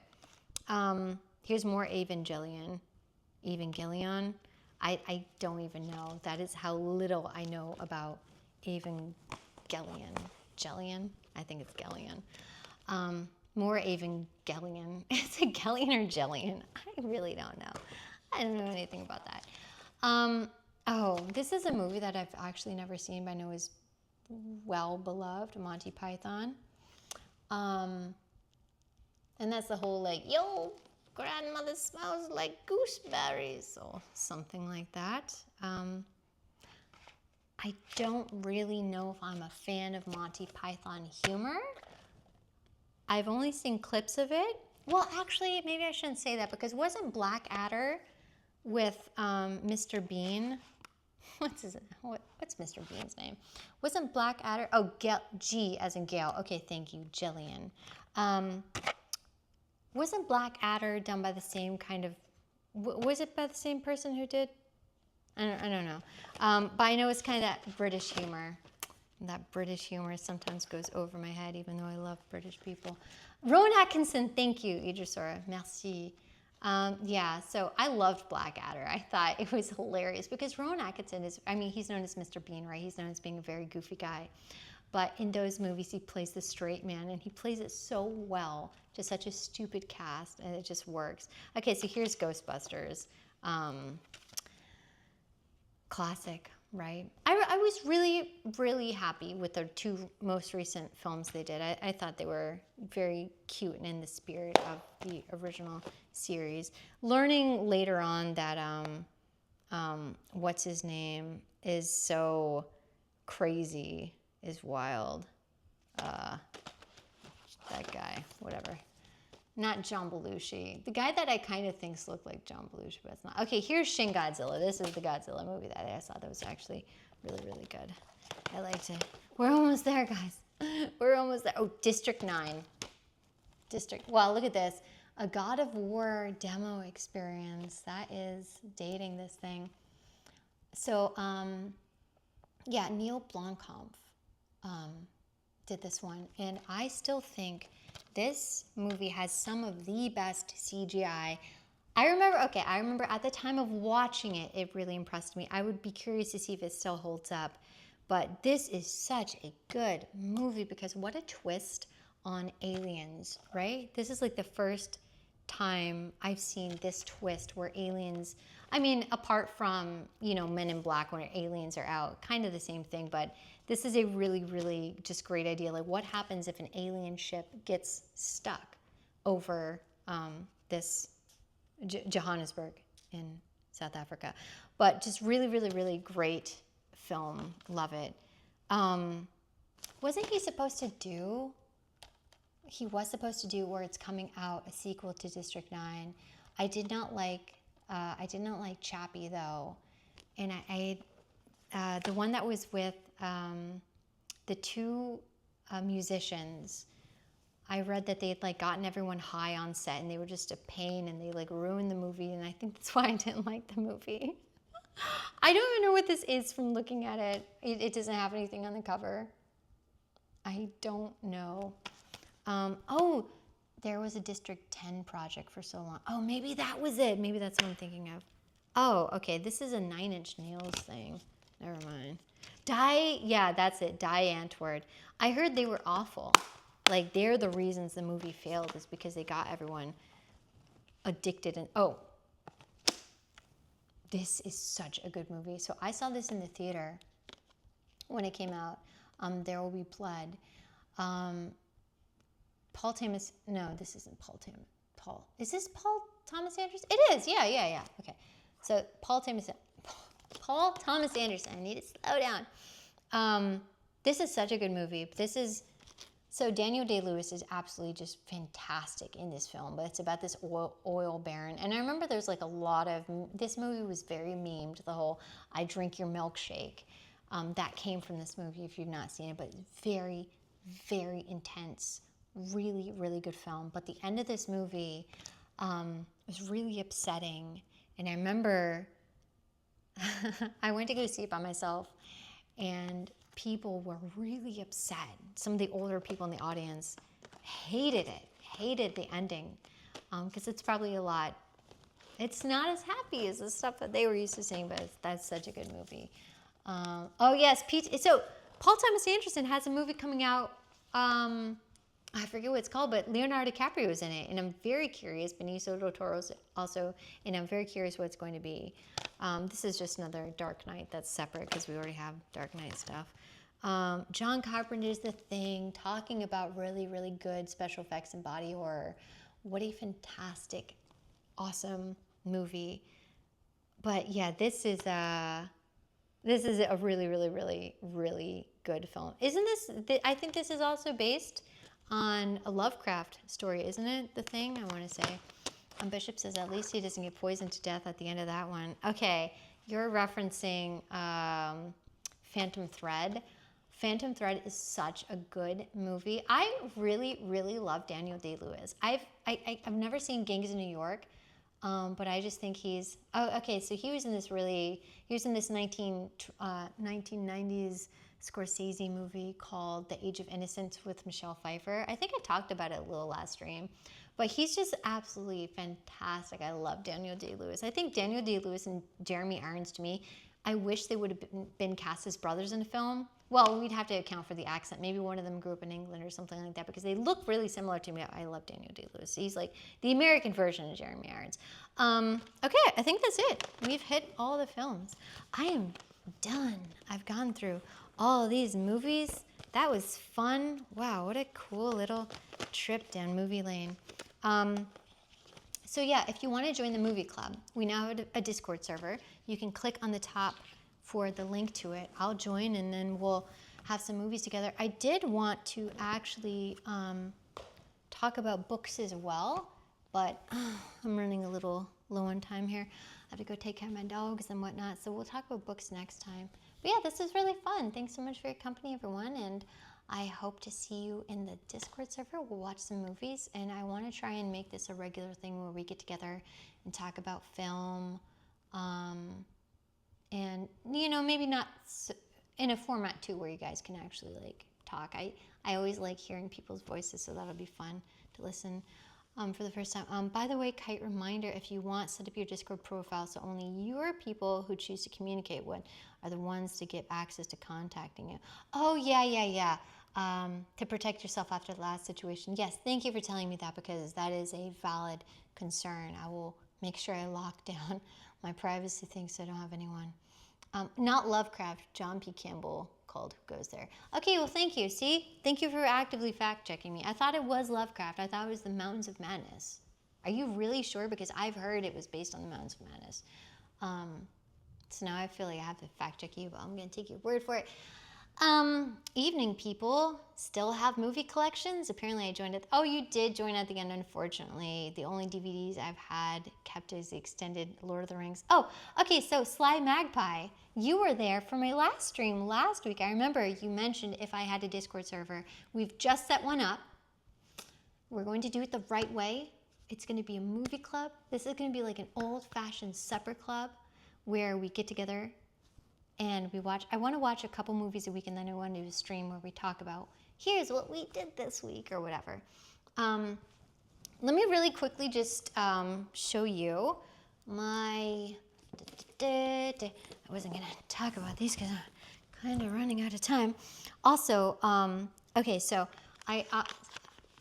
this whole series, let's go through I wanted to do, and I don't know the logistics of it, I wanted to do a series where I'm like, let's go through my dress collection, because I have like probably 100 dresses, but it won't work because I can't change quickly enough off screen and come back. It would be the slowest stream ever. I thought that would be fun. Well, maybe I can just show them off like on the hanger on the rack, but some of them it's like you don't know the full. But then I also thought that is probably something only a limited number of people have interest in. I feel like movies and books and music would be more popular than that. Okay, so I actually went to the library and I got 2 books because I wanted us to start also reading together. We were talking about reading last week and getting into things and having discussions of, that are of greater substance. So I picked up The Great Gatsby by F. Scott Fitzgerald and The Old Man and the Sea by Ernest Hemingway. And I think I can actually do a poll. Can I do a poll? Is there a way to do a poll in here? I've seen it before. I don't know. I thought there was a way. Forget it. I don't know how to do a poll, but if you type in the chat of these 2 books, which one you'd like to read, I thought it would be fun. We could do a reading discussion as well, like either read an excerpt and talk about it, or do it off screen and then talk about it weekly too. But how do I do a poll? And which one of these do you want to read? Just tell me in the chat. We're just going to go with the top 5. The first 5 responses are going to be the ones that we choose. I've read this back in high school. I've never read this one, but someone told me that I needed to check out Hemingway. And I tried to get books that were relatively short, so we could possibly finish them on stream together. Next time, tell me before I make a whole server, please. Sorry, Black Rocker. But I'm going to make you a mod, and if I can lovingly shove every kind of thing your way, and you can handle, that would be fantastic, and you can find out how to do, like, polls on the server and whatnot. I read The Old Man and the Sea at the start of last year. Oh, how was it? Was it good? Maybe we should be that. I'm a Gatsby fan. Okay. I love The Great Gatsby, the novel. I love the adaptations, both the Robert Redford one. I'm not really the biggest fan of the Leonardo DiCaprio one. I know we're late for that thing. We're late. I don't think we can go today. I mean, you can go right now. If you want. Are you sure? I did. Yeah, I made it. We're late though. Okay, well, would you like to come and sit for a second? And say goodbye? I'm wrapping up. Flex is gonna come and say goodbye for a second. Actually, here, I'm going to have him join me for a quick second. You can put this mic on if you'd like. Because I want to ask you and address you with some things. Where do I sit? You can sit right here. Okay, here you go. Flex is going to come on for a second because I'm going to ask him about some stuff, all right? Let's see. Test your mic. Test your mic. Test your might. Okay, can you test? Yes. Hello. Testing. Okay. You might be a little quiet compared to mine. Okay. Well, I'll talk louder. No, no, you're fine. No, okay. Explain to me the appeal of this film. I've never seen that before. What is that? What is that movie? Does someone know You what love this this is? director. I do. Explain the appeal of this film. This film, Eraserhead by David Lynch, is a magical movie because it's like a puzzle box, right? From the second, this fun fact, the first time I watched this movie, I had a, let's say, less than legal copy of it. And when I started it up, the movie was playing in slow motion and the sound was going jump, jump, jump, jump, jump, jump, jump.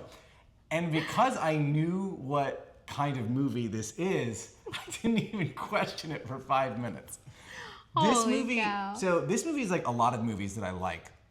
It's not linear. It's not meant to be something that is comprehensibly watched start to finish as a story. Instead, it's meant to be something that is experienced. And there's a lot of movies that I've Yeah, collected. I know. There's a lot. And there's a lot of movies just in general that I like that fall under the experience category. Yeah. They happen with you versus at you.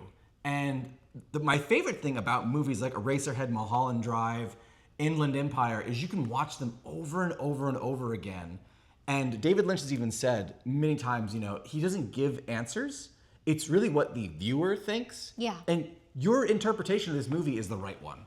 And I love that. And this movie specifically, what I love about it is the fact that it has just this very oppressive black and white expressionistic art about it.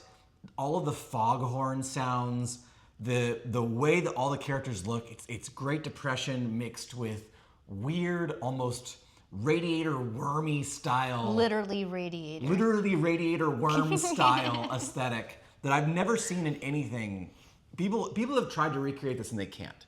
And this is one of the first movies that he made, like feature-length movies that he made. And it's just like absolutely insane that he put this together and made this work the way that it did. It's a masterpiece. Well, Love I it. told them that tidbit about David Lynch seeing the body of Black Dahlia in the briefcase in Yes. the inn, and that made me. I still want to know why on earth he wouldn't have gone to the cops and helped solve that poor woman's murder. But he took that experience and he made what with it? Twin Probably Peaks. Twin Peaks with Twin it. Peaks, But for why sure. on earth David Lynch had the ability and he didn't do it at that time? I don't know if he had the ability. I think also, he let's not speak really- ill of the dead. Who, I know he passed away, by but the I'm way, saying. David. So here is my fear about David Lynch. Yeah. Just in his life, right? If you look at his work, a lot of it is about the oppression of women specifically, and like I was just hoping nothing would ever come out about that man in his life or in his death. They would be like, oh, your Yeah. favorite director is a creeper, and it hasn't happened. He's on the other side now. He's in worm baby heaven, living his good life. And it seems like, for all intents and purposes, everyone who's worked with him said he's a pretty magical dude, except for I forget his name, the guy with the. Oh, the But short person? He seemed to suffer from some kind of Yeah. falling out mental illness. So we Yeah. can't exactly take what There he is says a for falling face out value. mental wellness. Yeah. Very skillfully put. See, you could have been here with me when I was going through your movies because I was like, oh, this is a flex film. This is a flex film. Wow, why do you have this? Firstly, I didn't know I had this.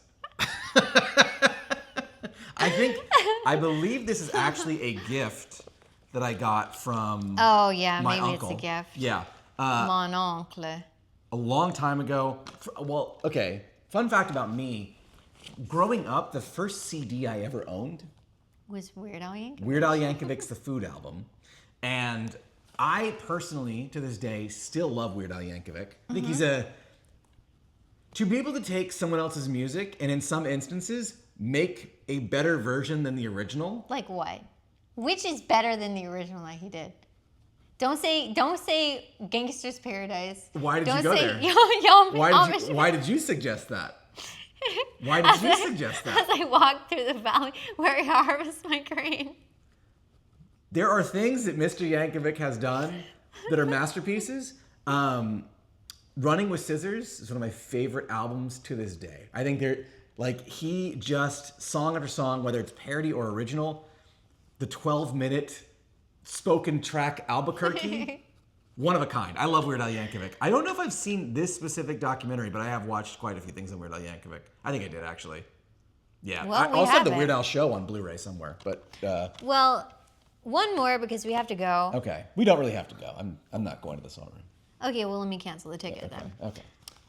I told the chat that when we first re-met Yeah. after all those years, Yeah. you gave me this movie to watch. Yes. This was like on day one. Which is required material. And I'd never seen anything like this before. No one But had. you loved this movie. Still do. You love it. I need to read. Chuck Palahniuk actually wrote 2 sequels in their graphic novels. Oh, wow. And, yeah, I forgot Chuck Palahniuk wrote this. I need to read. Man, he kind of fell off the deep end, but That's sad. this movie is a masterpiece. Yeah. Truly, okay, Fight here's another Club. one. Here's one. Fights Club. Let me cancel I'll that talk one, about by this the way. movie briefly.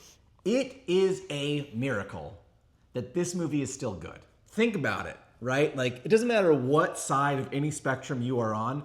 This movie came out and basically said, burn down the banks. Mm-hmm. That's your takeaway here. If you've never seen the movie before, it's not a spoiler, but burn down the banks. Capitalism is coming to get you. Yes, it's wrapped up in all kinds of interesting filmography, cinematography, some great acting from... That checks out with Chuck Palahniuk, though. I've only read one of his books, and he's very much, anti-establishment, Yes. anti-capitalism. Yeah. But if you watch this movie today, it's not going to feel dated. Mm-hmm. It is not going to feel like a product of its time. It's going to feel like, wow, this is more relevant than ever. And it could have gone the other way. Yeah. It could have been like... Well, that scene of Ed Norton when he's having insomnia and you see all the little prices of the IKEA furniture around Yes. it's very well stylized. It's a It's very so good. stylized film. I just you giving this. Hey, I remember you from several years ago. Here's Yeah. Fight Club. Here's Fight Club. If you like this, we'll get along. Well, I mean, just think about there's like a masculinity epidemic these days, right? Where you gotta be masculine, you gotta Yeah. be strong, you gotta be machismo. And This is people, like the when people saw original- this movie originally, Yeah. there were people that watched it and didn't get it, and they're like, "Oh, bro, did you see Fight Club? Man, that movie's so sick. Those fights, Yeah. right?" But I don't think anyone watches this today and sees the masculinity. No. They see the toxic masculinity, and they absolutely see you have to burn down your banks. Yeah. So congratulations, Fight Club, you did it. Well, the twist in this is really good Oh, too. it's great. It's a masterpiece. Thanks, Costco. Better than the book. This is one of the few movies that I believe is truly better than the book. Even Chuck Palahniuk agrees. Wow. Better ending. That's rare. It's very close. I've read the book. I've seen the movie dozens of times. They're very, very close, but the ending is different. And I think I agree the ending in the movie is better. I just burped. Sorry, everyone. You're forgiven. Well, my mic is right here you- in my you chest. talk- It probably felt Oh, terrifying. man. You just got these two laying next to each other. Oh, yeah. Oh, I said that. You said this was intense. it's not intense. Oh, It would okay. it would make you intense because you'd say nothing happens in this movie. This is another Okay, one. is like that one? Eraserhead, Okay. that I where- don't like oh, movies where nothing happens. This movie happens at you. It's called Stalker. It's by Tarkovsky. Oh, hi, Mentats. Wow, Mentats. What a blast from the past. I haven't seen you in years. Throwing it back. Wait, Throwing- fat is better than bad. Amish Paradise is better than Gangster Paradise. Constipated is better than complicated. I agree with all of these takes, a sly magpie. You are correct in all regards. It's true. Amish Paradise. Have you seen this? No. Oh, I know. I was reading the back of it. I said, this sounds really interesting because it's like 8 little vignettes and they each different. it's very cool. It was one of the Akira last things Akira Kurosawa's Kurosawa made. It's in color, and if you've ever seen Akira Kurosawa Beautiful. movies in color, they're gorgeous. Oh, I can't wait. Some of them It are says a little. it's based on Van Gogh's art style. One of them is. Well, actually, I think a few of them are. Do you know who's in the? I don't want to spoil it. Don't spoil it. I'm not gonna spoil We're going to it. watch this. It's a great movie. Again, if you're getting here late, if you check the pinned comment, we do have a Discord server where we are going to do movies, and then we are going to stream and talk about it, and now we'll stream and talk about it together. Yeah, I was going through some of these because I was like, oh, some of these are yours. Some of them are mine. You know, like Conan. Conan is yours. This one. I've never seen that one. I've never seen this one either. We were talking about this That's one. my It's favorite movie of good. all time. 2001 Space Odyssey. This is my second favorite movie of all time. See, No, see, I don't like that. you've got And we went the through. spines all out of order on the criterions. I know, they're all out of order. These- There's a reason there's numbers on these things, is so you can keep them in order. Well, they're all the mixed preferred up. criterion. They're all messed up. And we have all the films. Block all Rocker over one says design. Conan is a classic. Hard agree. Yeah, Hard agree. Conan. Conan is great. The Lamentations. The of our lamentations of your women. Drive them from their lands. Holy Conan. Yeah, let me go get this one because this one had a bunch of yours. I was like, these were all of yours. Some of these. The criterions I bought intentionally. A lot of the Blu-rays we have, my brother and me, back in the day, used to go to GameStop, back when GameStop sold Blu-rays and DVDs, and we'd buy one, get one. So some of them you're probably like, why does he have this? Oh, And it's like, lovely. I didn't. Oh, yeah, like this was the one that I've never seen. You might like that one. Days of Heaven. Oh, there was one in here with Brad Pitt, a year of life, or something like that. Tree of Life. And they said it had 100 cuts every minute. Yes, Tree of Life's insane. This is the same director. This is Terrence Malick. I don't think I'd like it. This is a lot softer than Tree of Life is, but I would recommend if you're gonna watch a Terrence Malick movie, you specifically, Yeah. you need to watch. Someone in the chat will tell me it's the Pocahontas one, Brave New World. Oh yeah. You the should watch Brave Pocahontas. New World Yeah. because I Yeah. think that's probably his most approachable, but it's Yeah. still beautiful. It's like- he's a fantastic director. Who does he use? Deakins, the cinematographer. I missed the stream, but was Soylent Green among the movies I rewatched it and still good? We don't have Soylent Green. We don't have it on Blu-ray. Soylent Green is people. Wow, spoilers. What other Okay, movies but did that you is need a to- shocking. That is a twist. It is a twist. That might be like one of the biggest twists of that kind of time. It's just like Fight Club. This one I never saw. I haven't seen this one either. I bought this with the intention of watching it. I haven't watched it yet. This is I mean, one of that's Stanley a Kubrick's. documentary, though, isn't it? No. Oh, I It's thought Kirk it was. Douglas, Stanley Kubrick. It's one of his first movies, all about World War I. It's supposed to be very good. We should watch it. I would love to watch it. We also talked about why, what's his name, Terry Gilliam, was why this is the meanest movie. It's really not. It is. It's so mean. The end of this movie This is movie mean. broke Kite Tails. Like it. This movie and Waiting for Guffman broke Man, Little Kite Tails. Waiting for Guffman makes me cry. Waiting for Guffman is a comedy, and it makes Little Kite Tails cry. That movie made me cry so much at the end of it. Like thinking about it now makes me cry. It's not. It's meant to be a joke. It's meant to be funny. But Little Kite Tails got so emotionally invested in it that. Yeah, because I just feel like I felt sorry for those people. One more. Shout outs Naked Lunch. I feel like this is a movie that Never seen. you've never seen it. I feel like you could enjoy it for what it is. I love the sets in this movie. Yeah. This is what if Casablanca was like the most effed up thing you've ever seen. Holy there are cow. bug people. There is just the weirdest typewriter imaginable, and things happen when people type on it. It is a Cronenberg movie through and through, but it takes place in Interzone, which is basically like Casablanca, and it's a slightly true story of William S. Burroughs, which the movie Clear that came out recently was based on. I mean, I like Casablanca. You may But hate this. Cronenberg, I mean, we talked about Scanners earlier. Yeah, if you like the gross of Cronenberg, there is some great gross in this movie. Yeah. There's some great well, gross. It's not that I like the gross, but I have a deep appreciation for the art of practical effects. And we you talked should watch about this. Yeah. You should watch this. No, I mean that's like just a fantastic It's Casablanca with body horror. skill that's going out, unfortunately. Yeah, but that was the movie stream. So next time I should just do it with you, so that you could talk about all this stuff. But I'm glad you got to come in and I'm talk glad I a got little to bit. sit down for a minute. A little bit and talk talk with my about friends. it and see. Cause You, there's I mean, stuff well, in you should here. watch some of the ones you haven't seen for your classic movie. Oh yeah, no, thing. we definitely will. There's a lot in here. I mean, we talked about Twin Peaks Fire Walk with Me. That's a hard one. That I've only watched that one once because it's very Wow. difficult to watch. Yeah, I don't think it's It's a like difficult movie. me and David Lynch we're not copacetic for some reason. I will say, if you like Fire Walk with Me and you haven't seen The Missing Pieces, which was a companion, like that actually, I think it was the first time they released it was with this Criterion, which is why I bought this. Yeah, The Missing Pieces, 90 minutes of deleted and alternate takes from the film.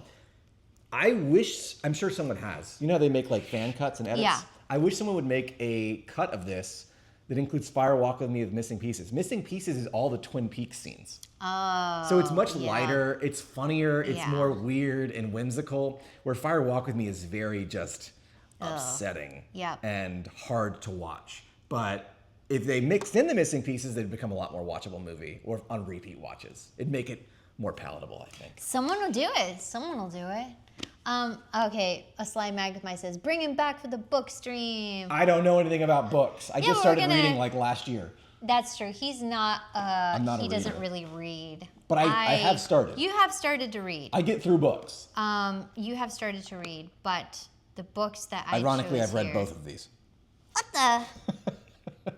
Yeah, but I want to read to talk about it. I want to read something short on the stream. That way we can talk about it. So I'll probably read these, and then maybe we'll read a better book. Or, a more substantial book or something. Yeah. But yeah. Yeah. But yeah, thanks for watching the stream, everyone. This was a really fun, kind of just impromptu. Oh, Blockrocker 1, I appreciate your call out. Blockrocker 1 says, you were right about Tony Hawk 3 and 4 remake. There, I said it. It's okay. It's okay. I think you know who was really right about it was Iron Galaxy, because they made the call and I think it was the right call to make. So Holy cow. yeah, bless them. Yeah, we're going to do a stream this week on Friday, but it's going to be later. It's going to be like 2-3 hours later from the time now, because I'm trying to stream at a later time so that my friends on the West Coast can catch it. West Coast, best coast, you know what I'm saying? West Coast. But yeah, this was fun. We'll definitely stream more. I want to do some gaming streams too, where we play some games. I feel like this is a very kind of adult scene where it's like, oh, we don't play video games. we don't play games. We just We talk about collect movies Blu-rays and never film. even open Talk them. about me. Yeah, look at all the consumerism over here. The wrappers. Oh, and you Blu-rays. opened them? Yeah. They were supposed to stay unopened. Oh, Now their no! value is ruined. Yeah, we're not like that household. We're not like that household of collectibles. We do have a ton of collectibles. We do. You need to do. You just need to go to my office. And Yeah, do a I stream just in need there. to do like I'll do a stream where I like. You know show we off have the that house. bin full of old cartridges. Oh yeah, that would be a good stream. We have. Well, actually, it's 3. We have 3 bins. Okay, yes. Of Yeah. Super Nintendo, Sega Genesis, PlayStation, GameCube, PS2, yeah, of old PS3. cartridges. You got a lot to go through. We'll do a stream where we go through games. That is my collective history. Yeah, I 'Cause know. Those we didn't buy recently. Those were No. acquired throughout our life. Yeah, those are just the some of the games we grew up on. So yeah, that'll be a fun one. We'll Yeah, do that. I'll get you Cool. that. All right, guys. Well, thanks so much for watching. This was really fun. Make sure to join the Discord server. It's pinned up there. And I'll see you next time. Take care. Bye. Bye.